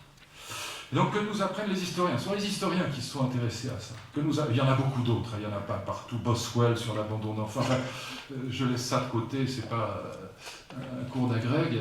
Eh bien, ce que nous apprennent les grands historiens depuis Ariès, c'est au fond 3 choses sur l'histoire de la vie privée, qui sont à l'origine de ce deuxième humanisme, et qui aura des prolongements métaphysiques, philosophiques et spirituels extraordinairement profonds. Première chose que nous apprennent les grands historiens du Moyen-Âge, c'est qu'au Moyen-Âge, on ne se marie jamais par amour, ça n'existe pas.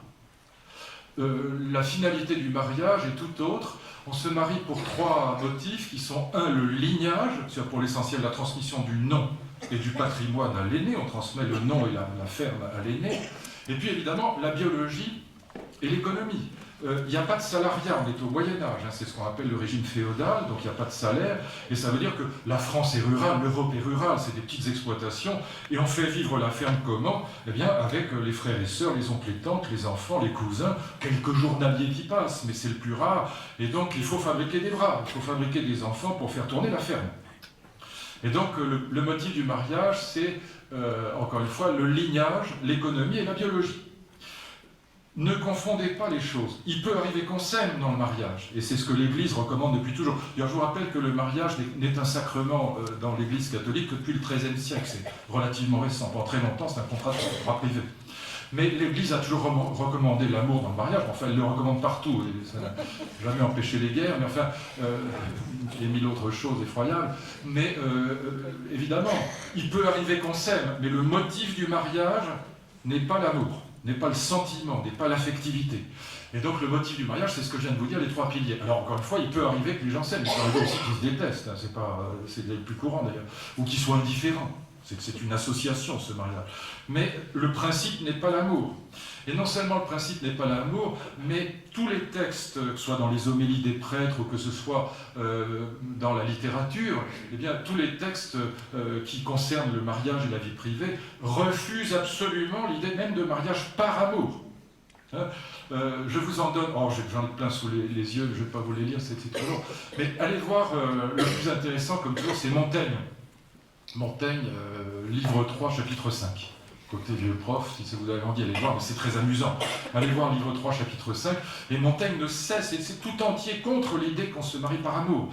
Écoutez la phrase, je la cite de mémoire, mais sans changer de virgule. « J'ai vu parfois, dit Montaigne, guérir de manière honteuse et déshonorante l'amour par le mariage. » Honteux et déshonorant de se marier par amour. Pourquoi? Ce que Montaigne a en tête, c'est qu'évidemment, si vous fondez le mariage sur l'amour-passion, sur la passion amoureuse, comme on le fait aujourd'hui, alors vous inventez le divorce. C'est d'ailleurs ce qui va se passer. Parce que si vous fondez le mariage sur l'amour-passion, sur la passion amoureuse, vous fondez le mariage sur quelque chose qui est fragile et variable. Si vous fondez le mariage en raison, mariage de raison, sur les 3 piliers que j'ai évoqués, lignage, économie, biologie, c'est du solide. Et le fait de ne pas s'aimer n'est pas un motif de divorce, puisque le fait de s'aimer n'était pas un motif de mariage. C'est ça qu'il veut dire. Et il ajoute cette phrase incroyable qui va vous faire rire, mais c'est du Montaigne, je ne peux pas la changer. Il s'adresse aux hommes, il leur dit, messieurs, en substance, je résume, mais la phrase que je vais vous citer est bien la sienne, n'épousez jamais votre maîtresse. Dans tous les grands mythes amoureux du Moyen-Âge, Tristan Isolde est le modèle, on est amoureux, mais certainement pas de son mari ou de son épouse, on est amoureux de sa maîtresse ou de son amant. L'amour-passion a toujours existé, mais hors mariage. Il est totalement non recommandé dans le mariage. Mais hors mariage, oui, on a une maîtresse, on a un amant. Et voilà pourquoi Montaigne dit « N'épousez jamais votre maîtresse ». épouser sa maîtresse, c'est l'horreur. Et il ajoute ceci qui est assez drôle, mais c'est du Montaigne, on oublie qu'il écrit un peu comme Rabelais. Épouser la femme qu'on aime, dit-il, c'est chier dans le panier avant de se le mettre sur la tête. Et là, je ne change pas une syllabe, évidemment. Et donc j'ai plein de textes là, de Montaigne expliquant qu'il ne faut surtout pas fonder le mariage sur l'amour-passion. Enfin, les 5 ans sur les yeux, je ne vais pas vous les lire. Mais... Et Ruggieri me racontait, que j'aime beaucoup, elle est extrêmement cultivée, elle me racontait une anecdote dont elle me jure qu'elle est vraie, et que j'aime beaucoup, qui est très typique de ce mariage ancien. On est au Moyen-Âge, c'est un aristocrate qui part pour un long voyage, et il n'y a pas le téléphone, évidemment, et donc au bout de quelques mois, par définition même, il rentre à l'improviste. Il n'a pas pu prévenir sa femme. Messieurs, il ne faut jamais faire ça. Et il pousse la porte de son boudoir, et qu'est-ce qu'il trouve? Je pense qu'il y a des enfants dans la salle, mais enfin, il trouve sa femme agenouillée devant le monsieur, en train de pratiquer ce qu'on appelle communément une bonne manière. Je vous laisse imaginer, la scène de près hélas n'a aucune équivocité. Et tout de même, le mari est tout de même un peu choqué, mettant les mains sur les hanches, et dit « Mais enfin, madame, imaginez que ce soit quelqu'un d'autre que moi qui soit entré dans la pièce. » Elle est parfaite. Parce que, évidemment, comme il n'y a pas de passion amoureuse, il n'y a pas de jalousie. Vous voyez bien, la jalousie est liée à la passion, évidemment. Mais en même temps, il y a le souci du lignage. Vous voyez ? Et donc, il ne veut pas laisser son château au fils du voisin. Bon. Et donc, il y a ce souci du lignage et de la bienséance. La fidélité est quand même requise. Mais il n'y a pas de jalousie, parce qu'il n'y a pas d'amour-passion. Et donc, on a là, premier élément, on ne se marie jamais par amour. Deuxième élément, on ne se marie pas, on est marié au passif, évidemment. Et j'ai beaucoup travaillé là-dessus, dans mon livre « La révolution de l'amour », et j'ai trouvé des textes incroyables. Jusqu'au XVIIe siècle, dans certaines régions de France, quand les enfants se mettent ensemble et essaient de se marier sans l'autorisation du père de famille, ils risquent tout simplement une condamnation à mort. On ne plaisante pas avec ça. Et bien dans les pièces de Molière, sans aller jusque-là, il y a plusieurs pièces de Molière dans lesquelles on voit en effet les enfants qui veulent se marier par amour, mais le père de famille qui s'y oppose. Et la vérité, c'est que jusqu'après la Deuxième Guerre mondiale, dans mon enfance encore, une jeune fille ne se marie guère sans l'autorisation de ses parents, et en particulier du père de famille. C'est légal, mais ça ne se fait guère, surtout dans un milieu bourgeois, a fortiori aristocratique. Et donc, on ne se marie pas, on est marié. Et il y a une coutume qui va traverser tout le Moyen-Âge, dont on a oublié aujourd'hui la signification, mais qui est très intéressante, et qui est la coutume du charivari, qui indique bien la chose. Aujourd'hui, on dit aux enfants, arrêtez de charivari, ou ça veut dire arrêtez de faire du boucan. Bon. Non, au Moyen-Âge, le charivari, c'est quelque chose de très particulier, qui a donné lieu à un vocabulaire, qui est le vocabulaire du charivari.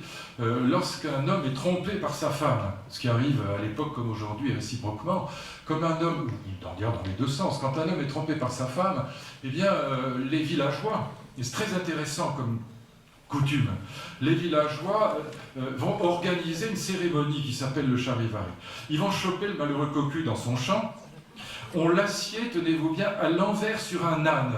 Ça s'appelle l'azouade. C'est intéressant que ça ait donné lieu à des noms, parce que ça veut dire que c'était des coutumes habituelles. On l'assied à l'envers sur un âne, ça s'appelle l'azouade, on lui fait traverser le village sous les colibets, les crachats, on lui jette des légumes pourris à la figure, le malheureux, et puis on met les deux époux, on remet les deux époux dans leur maison, et là commence le charivari. On va taper sur les murs de la maison, quelquefois pendant 48 heures, avec des pelles, des pioches, des poêles, des casseroles. Quelquefois on organise un faux carnaval de faux musiciens, avec des crécelles autour de la maison, et tout ce boucan du diable est là pour rappeler la loi de la cité. Pourquoi ça a passionné les historiens? Eh bien, ça a passionné les historiens parce que ça montrait que le mariage n'était pas une affaire d'individus privés, c'était l'affaire du village. Quel était l'enjeu du mariage dans les villages, comme d'ailleurs dans les pays, dans les nations? L'enjeu du mariage était un enjeu communautaire. Il s'agissait par exemple de réconcilier par un mariage des familles qui étaient fâchées.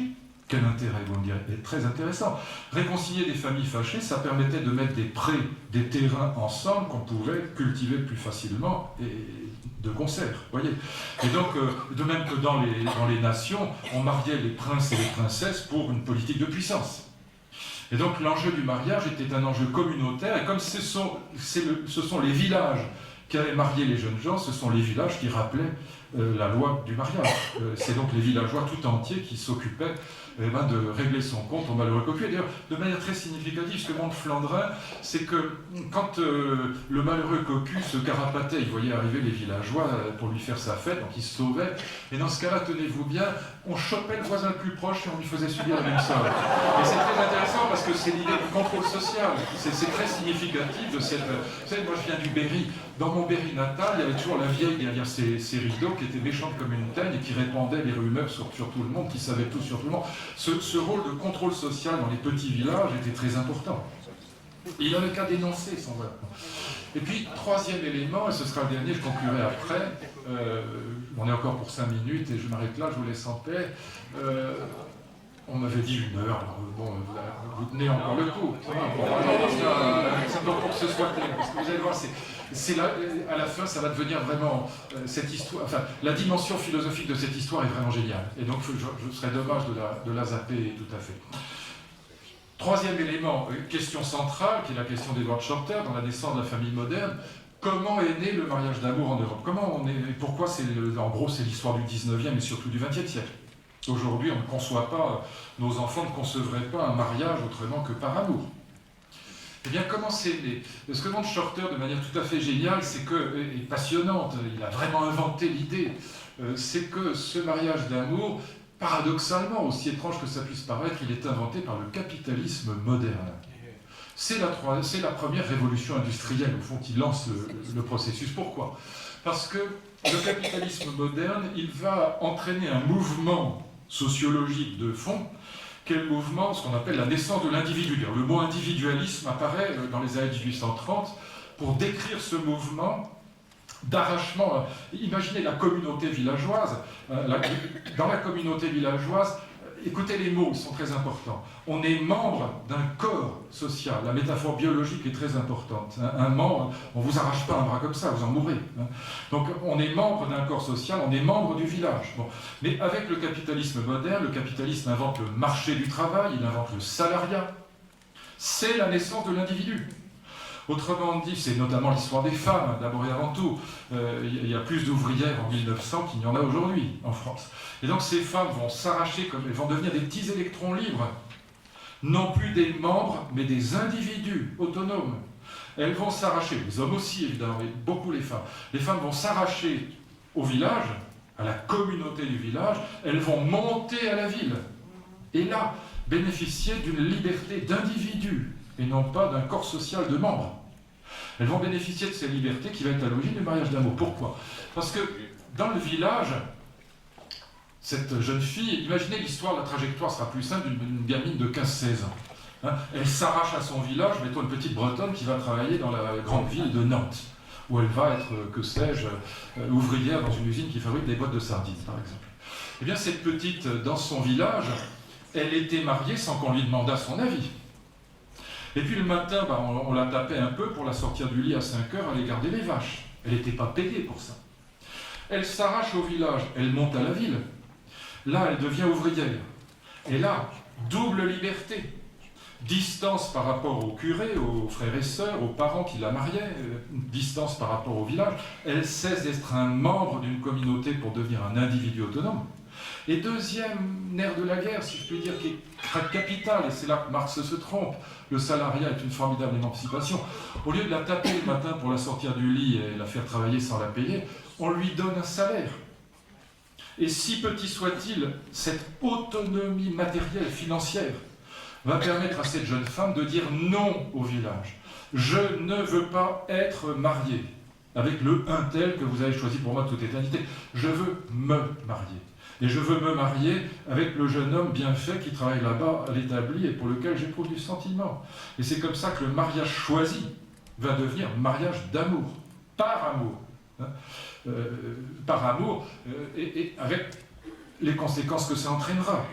Et donc, cette double liberté, la distance et l'autonomie matérielle. Autonomie matérielle, mais c'est le nerf de la guerre pour vous. Que vous vouliez divorcer ou que vous vouliez vous marier, pour ça je dis que c'est l'histoire des femmes, il vaut mieux avoir un revenu, sinon vous êtes feinté.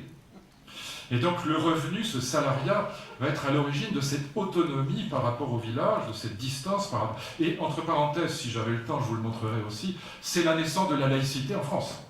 Parce que la distance par rapport au village, c'est aussi la distance par rapport à la religion. Et cette distance par rapport au clocher du village, par rapport au curé, c'est ce qui va permettre, non pas l'athéisme, mais c'est ce qui va permettre de faire de la religion un choix, comme le mariage, un choix libre. Je peux être croyant, mais je peux ne pas l'être. Vous voyez l'idée?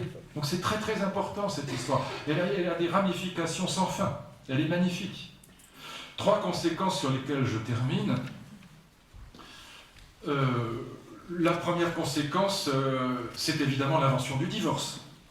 1884 pour la France, je vous le disais tout à l'heure, si vous fondez le mariage sur l'amour-passion, vous inventez nécessairement le divorce. Inévitablement, parce que c'est le problème du couple moderne. Comment vivre la passion, comment faire vivre la passion? Passion, ça veut dire pâtir, c'est passif. Denis de Rougemont disait comment passer de l'amour-passion à l'amour-action, comment construire l'amour dans un couple de telle manière que ça dure longtemps. Quand on se mariait au Moyen-Âge, c'est comme dans les viagers, il y a 2 têtes. Et donc, vu l'espérance de vie qui était en gros au Moyen-Âge extrêmement limitée, il suffisait d'avoir la moindre coupure avec un outil rouillé, choper une septicémie, on en mourait dans le quart d'heure, même une rage de dents pouvait vous tuer. Donc l'espérance de vie était très très faible, elle était autour de 28 ans pendant très longtemps. Et donc quand on se mariait devant le curé, on s'engageait à l'éternité, c'est une éternité qui durait en moyenne 5 ou 6 ans, c'était jouable. Aujourd'hui ça commence à y ressembler. Et comme disait Woody Allen, l'éternité c'est long, surtout vers la fin. Et donc le mariage c'est la même chose, ça devient extrêmement difficile pour nos enfants. Sachez-le, ils auront 3 vies différentes, aussi bien professionnelles qu'amoureuses évidemment. Et donc, parce que ça dure très longtemps aujourd'hui, et puis parce qu'on a fondé sur le mariage d'amour. Et donc la question du couple moderne, c'est comment transformer la passion amoureuse, qui ne dure qu'un temps, en quelque chose qui dure longtemps, c'est-à-dire une amitié amoureuse, ce serait l'idéal, une tendresse, une complicité. Mais la passion amoureuse, c'est pas durable. Ça dure quoi? 2 ans, 3 ans, 4 ans, j'en sais rien. Mais 7-8 ans peut-être, mais ça dure pas 50 ans, ça dure pas 60 ans, c'est pas vrai. Et donc il faut bien transformer la passion amoureuse en quelque chose, et c'est toute la difficulté. Ça demande beaucoup d'intelligence, de sagesse, de volonté, tout ce que vous voudrez. Et la preuve en est que c'est difficile, c'est que 60% des mariages se terminent en Occident, dans les grandes villes d'Occident, par un divorce, au bout de 7 ans. Deuxième retombée de cette révolution de l'amour, l'amour des enfants. Nous allons nous mettre à aimer nos enfants, à sacraliser nos enfants comme jamais dans l'histoire de l'humanité. Je vais être très brutal, mais c'est ce que montre parfaitement Flandrin. Au Moyen-Âge, on n'aime pas les enfants.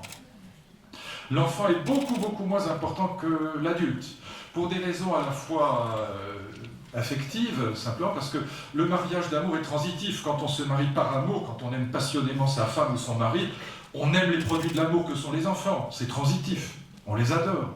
Mais il y a aussi une autre raison, c'est que la théologie thomiste, la théologie de l'Église, qui vient d'Aristote, elle est une théologie dans laquelle l'enfant est un être qui est considéré comme, en latin on dit non perfectum, c'est pas la même chose qu'en français, ça veut pas dire qu'il n'est pas parfait, personne n'est parfait, mais ça veut dire qu'il n'est pas achevé, il n'est pas cuit comme on dit, il n'est pas terminé, l'enfant. Et donc un être qui n'est pas terminé est moins important qu'un être qui est terminé, tout simplement. Une œuvre d'art, c'est mieux quand c'est fini que quand c'est pas fini. Bon, sauf si c'est un mauvais livre évidemment, mais l'idée est là.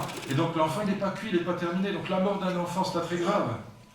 Et donc ce que montre Flandrin dans ses études sur les enfants au Moyen-Âge, c'est que la mortalité infantile est très largement provoquée. Il y a 3 manières de mettre les enfants à mort. Il y a l'abandon d'enfance, que montre Boswell, son magnifique livre chez Gallimard sur l'abandon d'enfants. Jusqu'au début du XVIIIe siècle, 30% des petits Français sont abandonnés. Le Petit Poucet est une histoire vraie, pas la fin, pas les bottes de 7e, le début. On abandonne beaucoup les enfants, et dans les homélies des prêtres, Flandrin a fait un travail magnifique sur les homélies des prêtres, on trouve constamment cette admonestation faite aux parents, ne dormez pas avec les nourrissons. Moi qui ai passé les 25 premières années de ma vie à la campagne, je sais très bien qu'on retirait les porcelets à la truie dès qu'elle met des bas, parce que sinon elle se roule dessus et elle les écrase. Là c'est le père de famille qui joue le rôle de la truie. Et donc on trouve dans les homélies, ne dormez pas. Alors au matin, c'est pas de chance, le petit il est mort étouffé, mais c'était exprès. Et puis 3e manière de tuer les enfants, la mise en nourrice. Dans mon livre, je cite le cas d'une nourrice à laquelle on confie 13 enfants, elle n'en rend pas un seul vivant. Elle n'est pas mise en examen, c'est fait pour. Mortalité. Et très longtemps, on a cru que la mortalité infantile était liée au fait qu'on n'était pas, comment dire, l'hygiène et la médecine n'étaient pas ce qu'elles étaient. Oui, je vais m'arrêter si c'est ça. Non, c'est des questions. Mais c'est pas... Non, vous êtes gentil, mais c'est tellement... Vous voyez, moi-même, ça m'intéresse toujours. Mais cette mortalité infantile était très largement provoquée. Vous savez, un enfant, c'est dur à tuer, c'est quand même très résistant. En fait, s'il suffit de les laver un peu, ils ne meurent pas comme ça. Il y en a qui meurent, enfin, c'est rare. Et donc, enfin, seul un enfant sur deux parvenait à l'âge de 10 ans, jusqu'au XVIIe siècle. Vous voyez.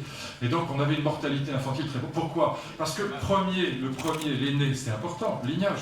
Le deuxième, route de secours. Mais le troisième, dans une famille pauvre, c'était une catastrophe. Et la mort du troisième était une bénédiction. Et c'était en tout cas beaucoup moins grave que la mort du cochon du cheval. Voyez.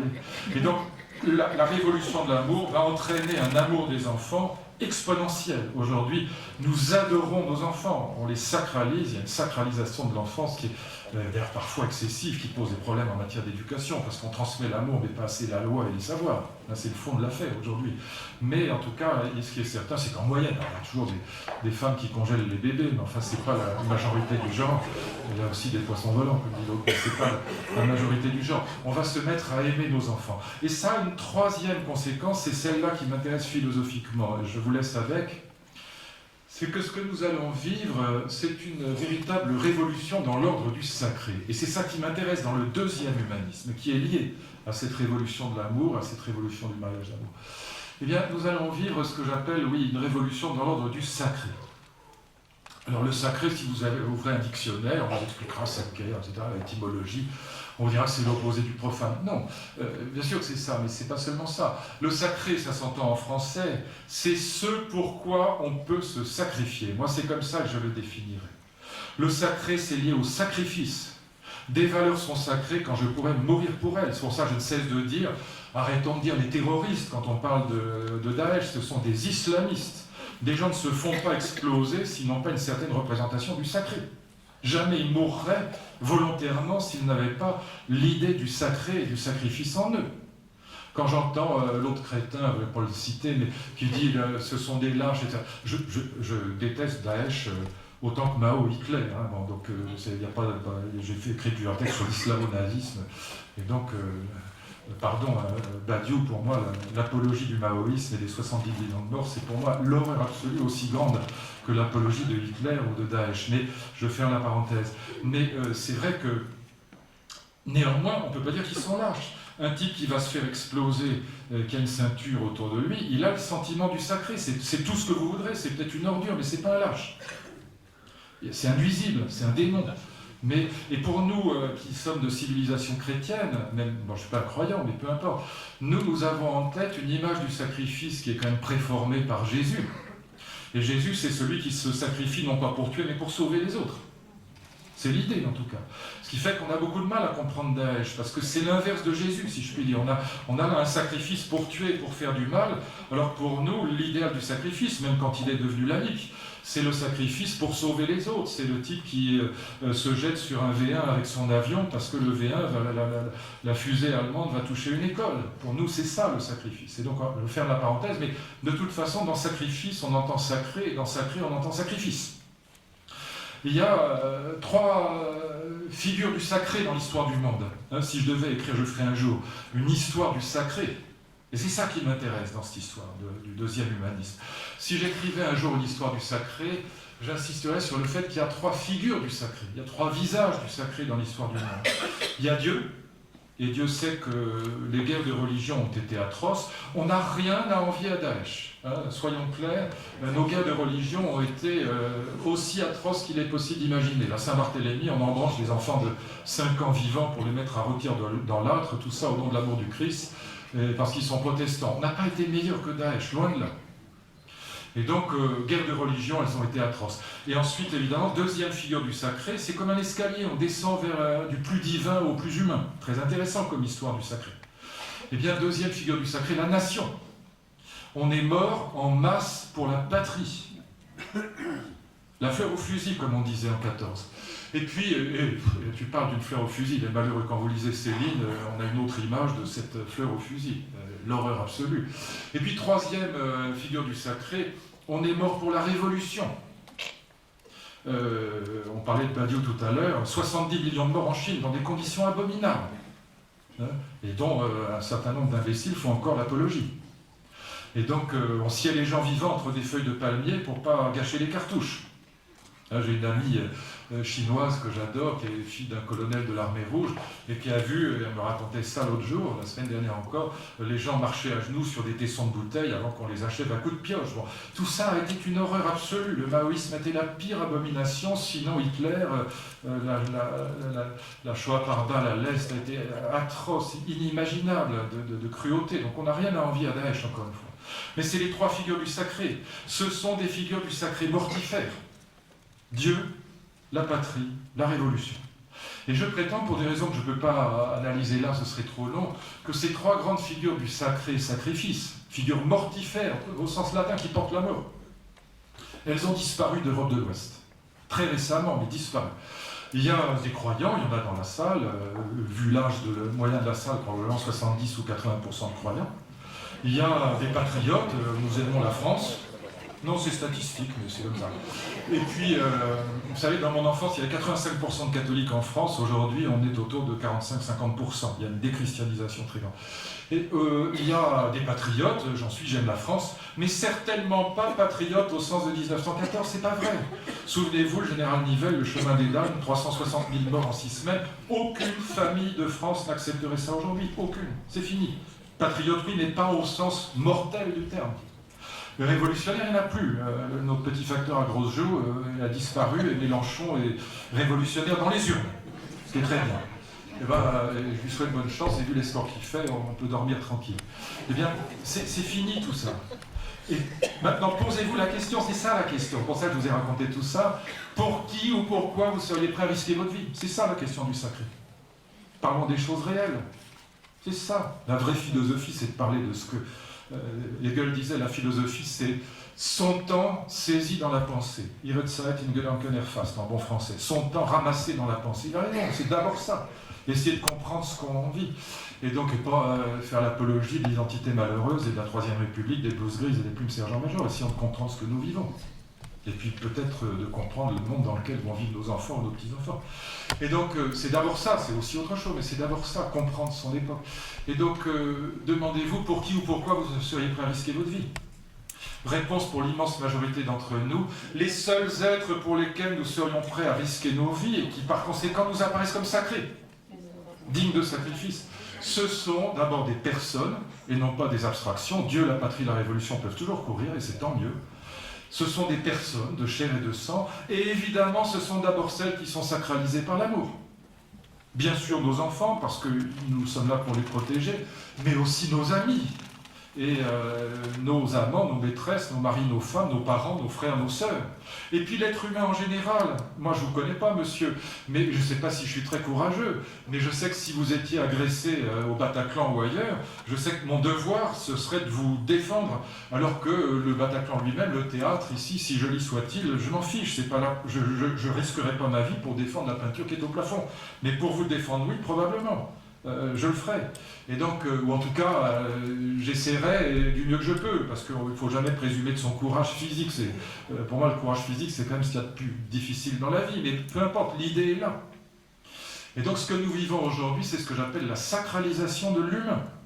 Dans la vieille Europe, évidemment, pas ailleurs, hélas. C'est vraiment l'histoire européenne, l'histoire du capitalisme, l'histoire de la révolution industrielle, l'histoire du mariage d'amour, l'histoire de la laïcité. Et voilà pourquoi ce deuxième humanisme corrige complètement le premier. Décolonisation, mais aussi, si je voulais prendre un symbole, aide publique au développement, les objectifs du millénium à l'ONU, qui sont financés par l'Occident. Et donc, il ne s'agit plus de coloniser, il s'agit d'aider aujourd'hui. Et donc, on est rentré, c'est très récent qu'on rentre dans cette logique-là. C'est au fond les années 70, c'est tout récent à l'échelle de l'histoire humaine. Mais vous voyez bien qu'on est rentré dans un deuxième humanisme qui n'est pas celui de Jules Ferry, et qui est évidemment passionnant parce qu'il repose sur cette révolution du sacré, avec une dernière idée avec laquelle je vous laisse, que j'appelle, en reprenant la formule de Husserl, la transcendance dans l'immanence. C'est ça qui m'intéresse. Au fond, la transcendance de l'être aimé, celui pour lequel vous seriez prêt éventuellement à risquer votre vie, peut-être même à la donner. Moi, je donnerais évidemment ma vie pour mes filles sans la moindre hésitation s'il le fallait. Je n'aurais même pas un millième de seconde d'hésitation. Mais cette transcendance de l'autre, de l'être aimé, hein, que je perçois comme sacré, vous voyez que c'est une transcendance, j'allais dire, horizontale, dans l'humanité. C'est pas une transcendance verticale, c'est ni la nation ni le divin. C'est pas quelque chose au-dessus de ma tête. C'est dans l'humanité elle-même que la transcendance s'est incarnée, ce que j'appelle la sacralisation de l'humain. Et donc ce qui m'intéresse dans ce que j'appelle le deuxième humanisme, c'est cette transcendance dans l'immanence à l'humanité qui me paraît être l'événement à la fois philosophique et historique majeur du temps présent. Merci de votre attention en tout cas.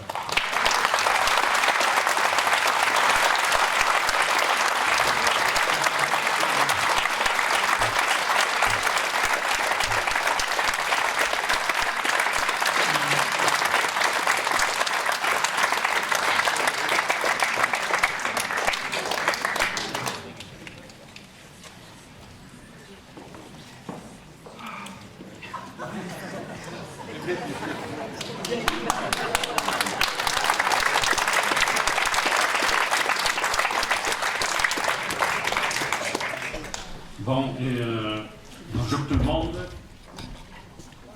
Oui, c'est pas la même taille. Oui, il va dire que c'est pareil que Sarkozy. Mais bon, on va venir. Hein. Non, mais Luc, on se connaît depuis quelques années, depuis je dirais, presque 2 décennies. Et je t'ai écouté à maintes occasions. Et j'ai envie de te dire que c'est toujours passionnant. Toujours passionnant.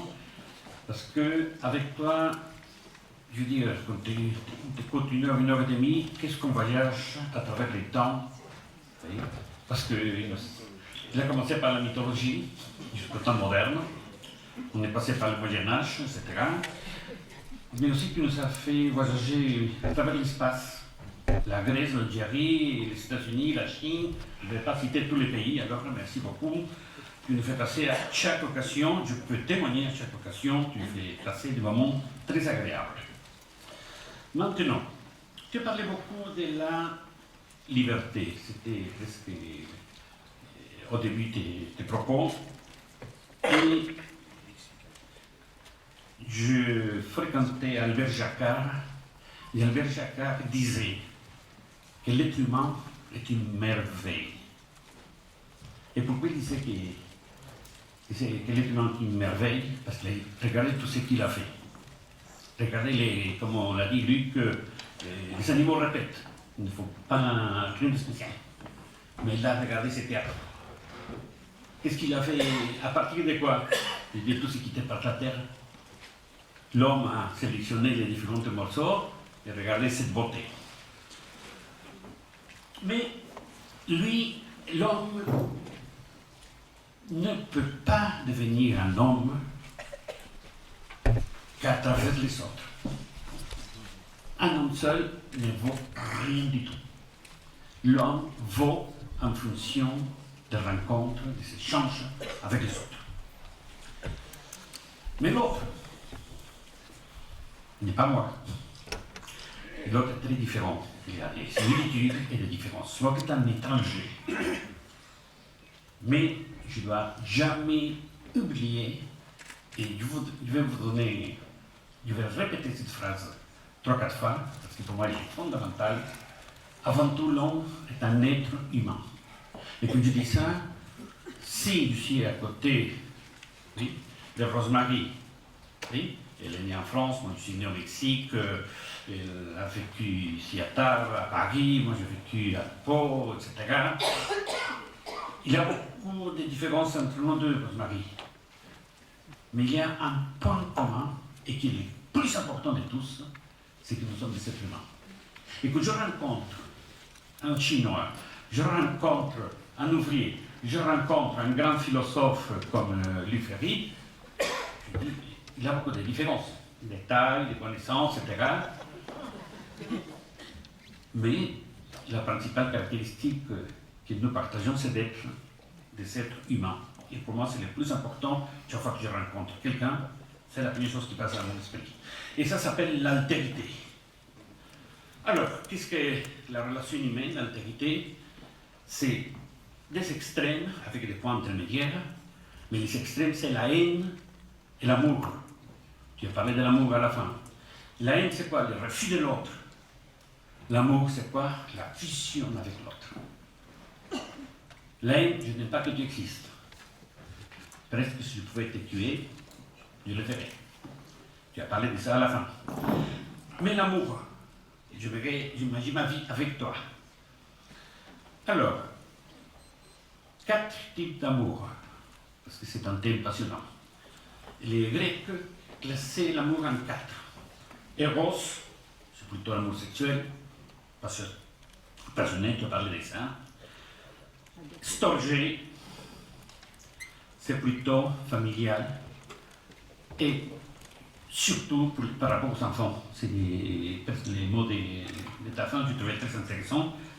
Les grands amours, c'est les enfants. Philia, ce sont les amis. Mais agapé, c'est l'humanité. Tu as parlé un peu des religions, souvent c'est l'humanité. L'altérité. Je vais vous donner 2 définitions d'altérité, parce que la liberté de l'homme ne se construit contre l'autre, se construit avec l'autre, grâce à l'autre.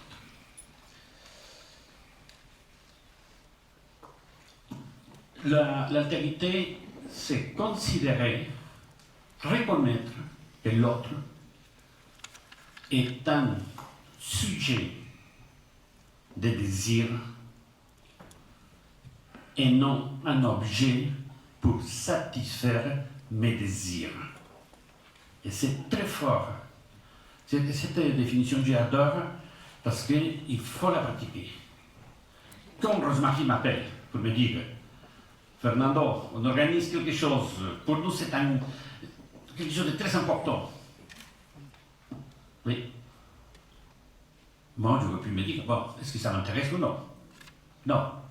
L'altérité me pousse à dire en quoi je peux aider Rosemary et Pierre à satisfaire leurs désirs. C'est ça la relation humaine. Reconnaître que l'autre est un être de désir, pas d'objet. On parle beaucoup de tolérance. C'est très important la tolérance. Désolé mes amis, je ne supportais pas ce mot. Pourquoi je ne supportais pas ce mot tolérance? Parce que je ne sais pas si Luc, depuis qu'on se connaît, m'a toléré. Il ne répond pas. Il ne répond pas. Est-ce que vous me tolérez actuellement? Est-ce que quelqu'un aimerait se faire tolérer chez lui, dans son travail? Dans la tolérance, c'est j'accepte que tu existes. Ma liberté s'arrête, il y a ta liberté. C'est ça la tolérance. L'altérité, c'est ma... Bon, la tolérance, c'est j'accepte que tu existes. L'altérité est je me réjouis que tu existes. C'est différent, vous voyez. Et ma liberté s'élargit grâce à ton existence. Vous voyez la différence. Ma liberté s'élargit.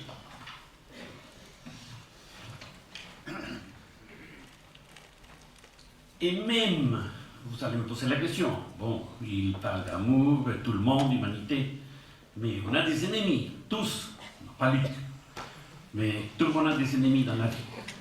Est-ce qu'un ennemi, je dois pratiquer l'altérité? Oui, parce que même mon ennemi reste un être humain.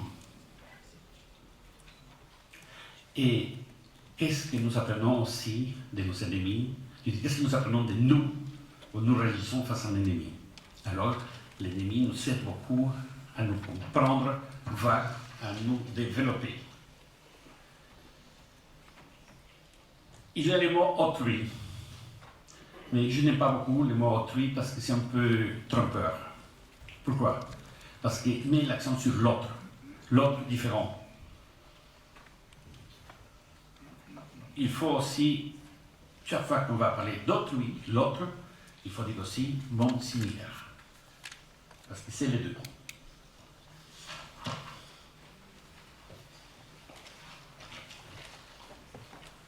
Et nous avons des besoins, des désirs, et nous échangeons. Et nous échangeons avec les autres. Nous échangeons des biens, nous échangeons des idées, nous échangeons beaucoup. Oui. Il y a un jeu de mots que j'adore, qui dit que dans la relation humaine, dans l'échange des biens, les liens est plus important que les biens. Gardons cette idée. Si j'échange avec quelqu'un d'autre quelque chose, c'est très bien pour l'échange quelque chose. Mais c'est surtout, le plus important, c'est qu'on a créé les liens entre nous deux. Les liens sont plus importants que les biens.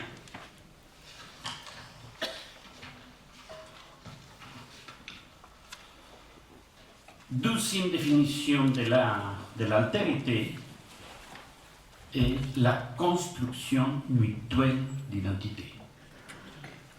Une personne qui est seule dans une île a une identité très pauvre. Quelqu'un qui vit dans un village toute sa vie, tu l'as dit que pendant des siècles, les gens vivaient dans des fermes et rencontraient les mêmes prêtres, les mêmes épiciers, les mêmes instituteurs pour toutes les scolarités, etc. Ils avaient une identité très pauvre. Ils partent en ville avec l'industrialisation et ils commencent à étudier avec un boulanger, avec un autre boulanger, avec un autre boucher, et ces enfants vont avec différents instituteurs, et il a différentes façons, il va déménager. Et des personnes qu'il a rencontrées, comme que son identité s'est enrichie, grâce à l'altérité, parce qu'il a échangé, il a construit, il a façonné l'autre, mais l'autre l'a façonné en lui. Alors, je suis les liens que je tisse avec les autres. Et dans l'altérité, les moi devient nous. Et gardons cette idée. C'est plus important les nous que les moi. Je vais laisser ma montre. Il me reste 3 minutes. Alors, quelles sont les caractéristiques d'une vraie altérité? L'altérité existe quand les échanges sont fréquents. C'est très intéressant d'avoir des échanges fréquents avec les autres. Pas... Maintenant, avec les téléphones portables, mais maintenant, c'est difficile d'avoir une conversation de longue durée, profonde. Ça veut dire qu'au niveau du contenu, intense, au niveau de l'affectivité, et si possible, étonnant. Ah, qu'est-ce que c'est intéressant de rencontrer quelqu'un qui nous étonne.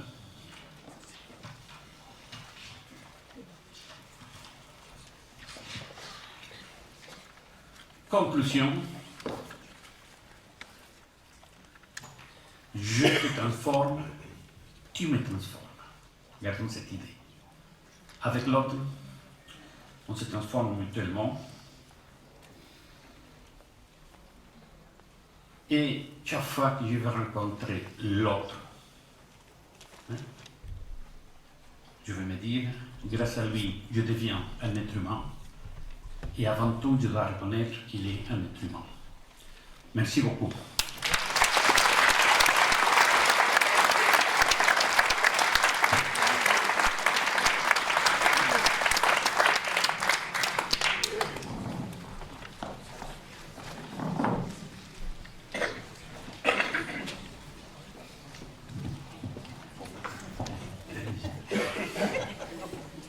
Ce qui est bien avec Fernando, c'est que c'est l'être le plus gentil de la Terre. Chez moi, gentil, ça veut dire intelligent, ça ne veut pas dire niais. J'ai toujours pensé que la gentillesse, c'était une forme d'intelligence, et on vient d'en avoir une belle... Oui, je préfère celui. Merci, c'est très gentil. Une belle illustration. Alors, il y a beaucoup de questions, je suis vraiment désolé, je vais répondre très globalement, mais je les ai regardées, je vais essayer de regrouper. Peut-être commencer par ce que Fernando a dit sur Eros, Philia et Agapé. Parce que quand on parle d'amour, il y a plusieurs formes d'amour et c'est pas inutile d'avoir un peu en tête les différences entre ces différentes formes. Eros, c'est l'amour qui prend et qui consomme. Pourquoi? Parce que Eros, c'est un amour qui a besoin du manque autant que de la présence de l'être aimé.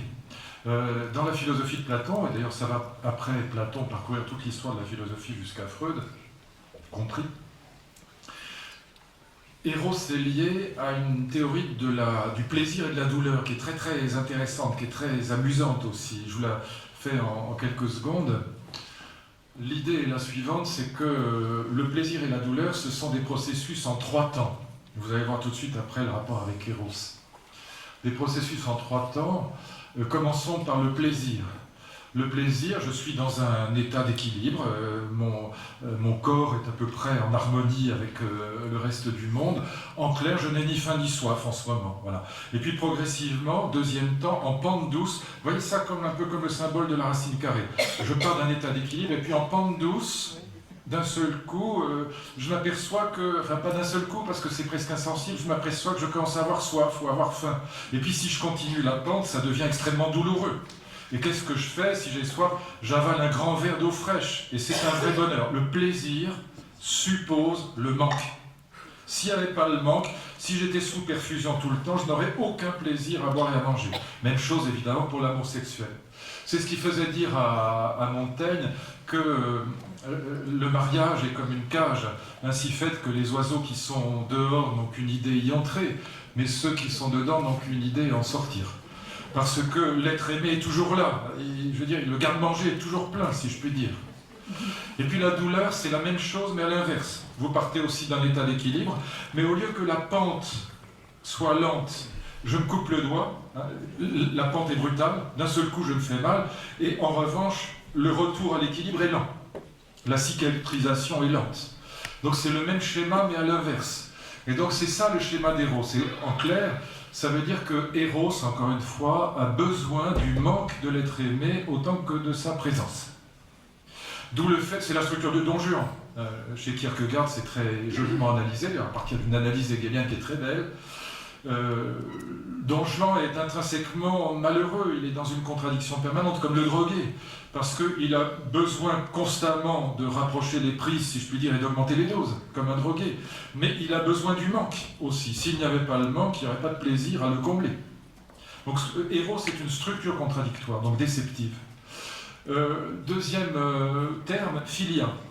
Philia, c'est exactement le contraire d'Eros déjà, parce que philia, c'est justement la joie prise à la simple présence de l'être aimé. Et pour vous donner une idée de ce que c'est que philia, j'ai mis longtemps à trouver des bons exemples, c'est pas évident. Philia, c'est exactement le sentiment que vous éprouvez quand vous croisez par hasard un ami ou quelqu'un que vous aimez dans la rue, alors que vous ne vous y attendiez pas. Et là, le sourire vous vient aux lèvres, avant même tout calcul, avant même toute rationalité. Juste vous êtes heureux de la simple existence de l'être aimé. Merci d'exister, c'est la formule de philia, dit mon ami André Consponville, tout à fait à juste titre. Et donc c'est la joie prise à la simple existence de l'être aimé, indépendamment de ce qu'on va en faire. Est-ce qu'on va prendre un café? Est-ce qu'on va échanger un numéro de téléphone qu'on appelle du que sais-je? Je suis déjà heureux de voir son existence. Et puis, oui, si c'est pour me dire qu'il faut arrêter à 11h20, je sais. Merci. Et puis, vous avez, comment dire, une troisième figure de l'amour qui est agapé. Agapé, c'est l'amour de l'ennemi.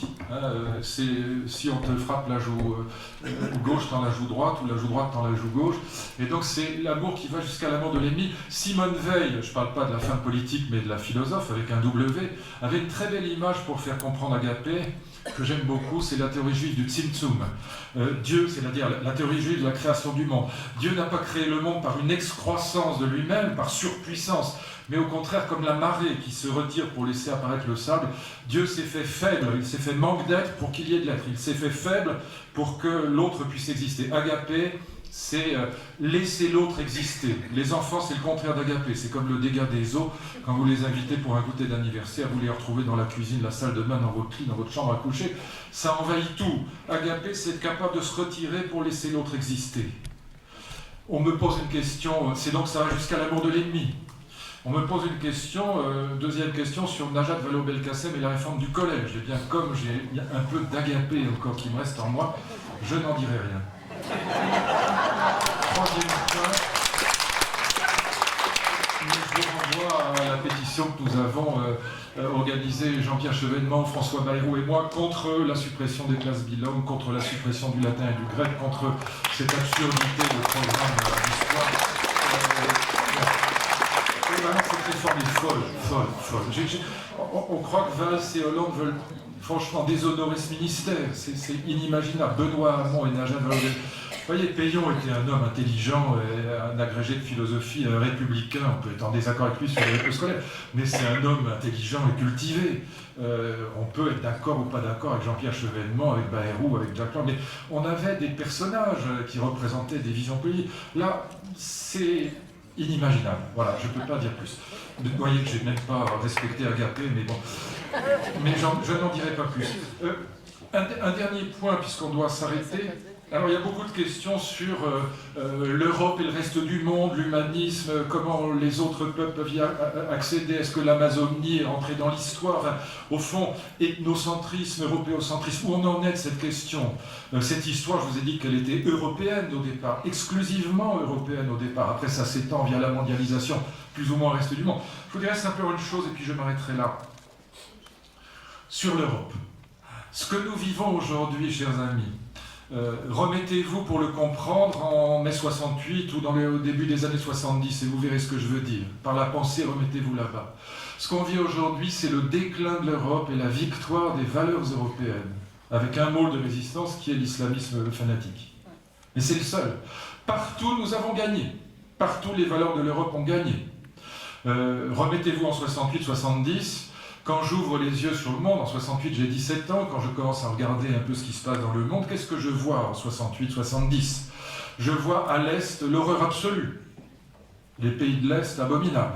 Là, je vais faire mes études en Allemagne, je suis en Allemagne de l'Est, l'horreur.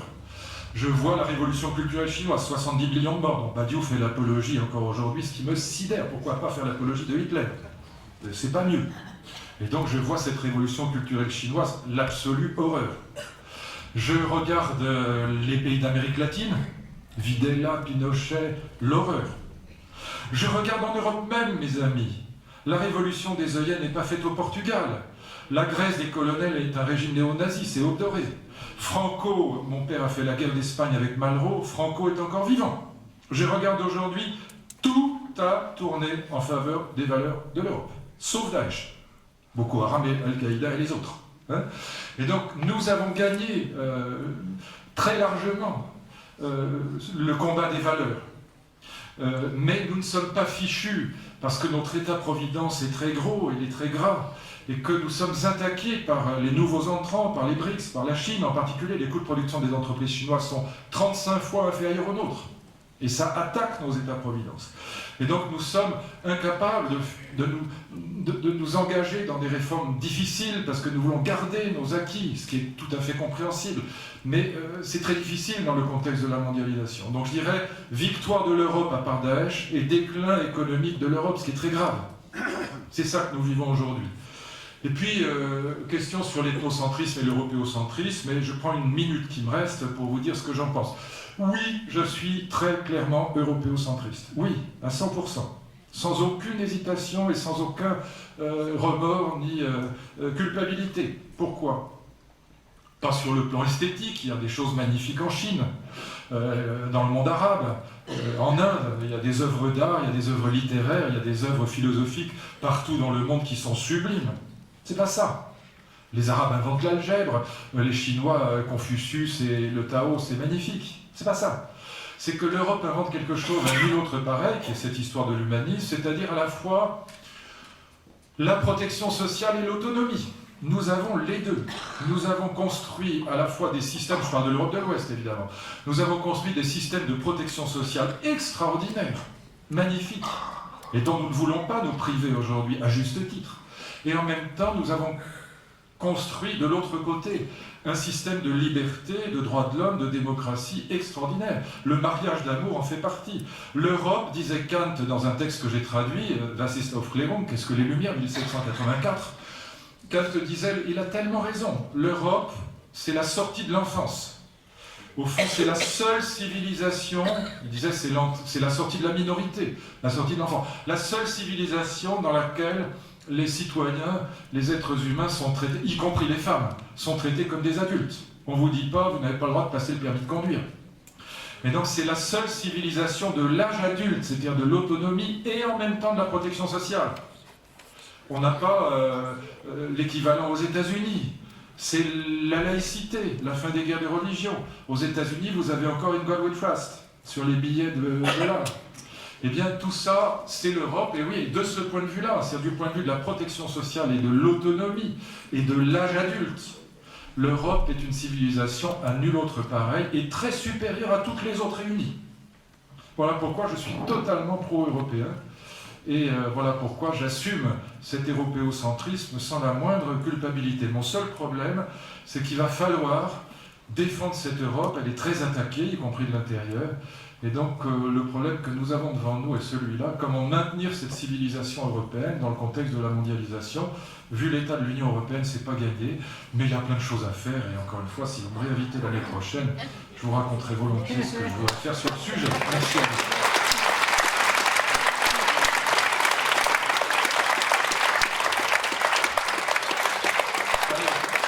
Si vous me laissez encore 5 minutes, cher ami, mais si vous ne les laissez pas, c'est vous qui voyez. Hein. Parce que ça me tient à cœur. Le dépassement des clivages politiques ne serait-il pas la condition d'un projet fondé sur l'écologie humaine? Mais je suis totalement d'accord avec ça. Mais je vous explique la chose, parce que personne, je ne suis pas mégalomane, mais personne ne vous le dit aujourd'hui. Le système de la... On va faire un tout petit peu de politique, mais pas politicienne, c'est pas le problème. Le système de la Ve République ne fonctionne plus. Je vous dis pourquoi. Il fonctionnait quand il y avait un bloc de gauche et un bloc de droite.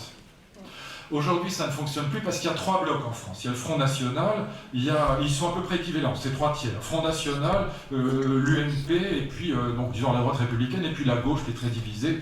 Mais en gros, on a 3 blocs. Qu'est-ce qui se passe ? Un tout petit peu de politique. Prochaine élection, 2017, le plus vraisemblable, si elle avait lieu aujourd'hui, c'est qu'on a Marine Le Pen est au 2e tour, Hollande est dans les choux, et on a forcément un républicain face à elle. On a Juppé ou Sarkozy face à elle. En gros, c'est ça le schéma. Qu'est-ce qui se passera quoi qu'il arrive? Et même si vous imaginez un autre schéma, ça reviendra au même. Quoi qu'il arrive, très vraisemblablement, Juppé battra Marine Le Pen, ou Sarkozy battra Marine Le Pen, difficilement, mais il la battra quand même. Et qu'est-ce qui se passera? Ce qui m'intéresse, c'est le résultat des courses, pour que vous compreniez bien, et on va venir de politique à philosophie. Il se passera la chose suivante, c'est que le type qui arrivera à l'Élysée, il sera élu avec en gros 25% de choix positifs de la population. Pas plus que ça. Pas plus. Il sera le 2e parti de France, car le premier, c'est le Front National aujourd'hui. Donc si Juppé est élu, il sera élu avec 25% d'adhésion, au début de sa carrière élyséenne. Au bout de 6 mois, il aura 15%, comme Chirac, comme Sarko, comme Hollande. Quand vous avez 15%, qu'est-ce qui se passe? Ça veut dire que vous avez 85% contre vous. Regardez Juppé 95, regardez Villepin 2005, regardez El Khomri 2016. Quand vous avez 85% de la population contre vous, vous ne pouvez rien faire en démocratie. Pas une question de courage. Arrêtons la rhétorique débile de la concertation, du dialogue social, la pédagogie et du courage. C'est pas le problème. Quand vous avez mécaniquement 85% des Français contre vous, quand vous proposez un projet, en démocratie, vous l'avez dans l'os, pour être poli. Et donc, c'est ce qui se passe à chaque fois. À chaque fois. Donc, soit on change... Et je vous donne tout de suite, j'ai fini, rassurez-vous, je vous donne tout de suite le contre-exemple. Quand Mme Merkel, en Allemagne, avec un système parlementaire très intelligent, compliqué, mais très intelligent, quand Mme Merkel a fait sa tambouille avec le SPD, ça a mis 2 mois, ils se mettent d'accord sur un programme de gouvernement, Mme Merkel représente 75% des Allemands. Elle peut faire ce qu'elle veut. Elle est le Louis XIV, en démocratie. Nous représentons 15% à l'Élysée, ou 20% maximum. Et dans ce cas-là, la seule solution, il n'y en a pas d'autre. Si j'étais à la place de Juppé, très probablement c'est lui qui sera élu, c'est le plus probable aujourd'hui. Et si c'est Sarkozy, ça reviendra au même. Si j'étais à la place de Juppé, je le lui dis, très clairement. Le seul moyen dans le cadre de la Ve République de faire quelque chose qui tienne la route, c'est de nommer à Matignon. C'est ça qui compte, c'est Matignon. Ça ne sert à rien de débaucher trois couillons pour les mettre dans des ministères parce qu'ils ont envie d'être ministres. Ça ne sert strictement à rien. Prenez un type présentable à l'Élysée, mettez Macron à l'Élysée ou mettez Védrine à l'Élysée, un social-démocrate humain, et faites un gouvernement de 15 ministres, 5 de droite intelligents si ça se trouve, 5 de gauche intelligents si ça se trouve, et 5 sociétés civiles du type Christine Lagarde, et vous avez un gouvernement qui tiendra 2 ans et demi ou 3 ans et qui aura le temps de faire les réformes qui nous permettraient de tenir le coup dans le cadre de la mondialisation. Sinon, quand vous avez 15%, vous courez dans un champ de râteaux, vous en prenez plein la musette à chaque pas.